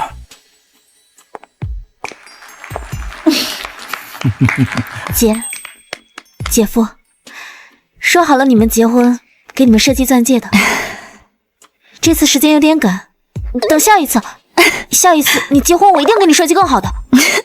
不会有下一次了。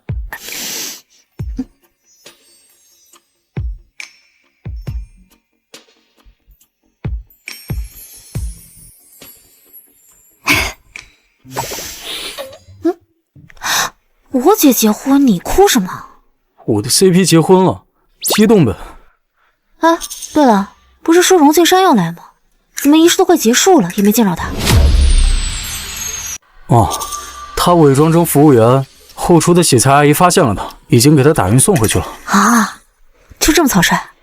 这是我正主实力的体现。荣氏的董事长，还有图迷科技的创始人，强强联手，这不杀疯了？不愧是我姐。不敢想象，这2位大佬的孩子得是什么样逆天的存在。既有花总这样的商业头脑和果决手腕，又有荣先生这样的运筹帷幄和强大气场。这一出生就自带商业帝国继承人的光环，情商智商双高，颜值又很在线。这以后荣城的名媛和公子哥们都要黯然失色了。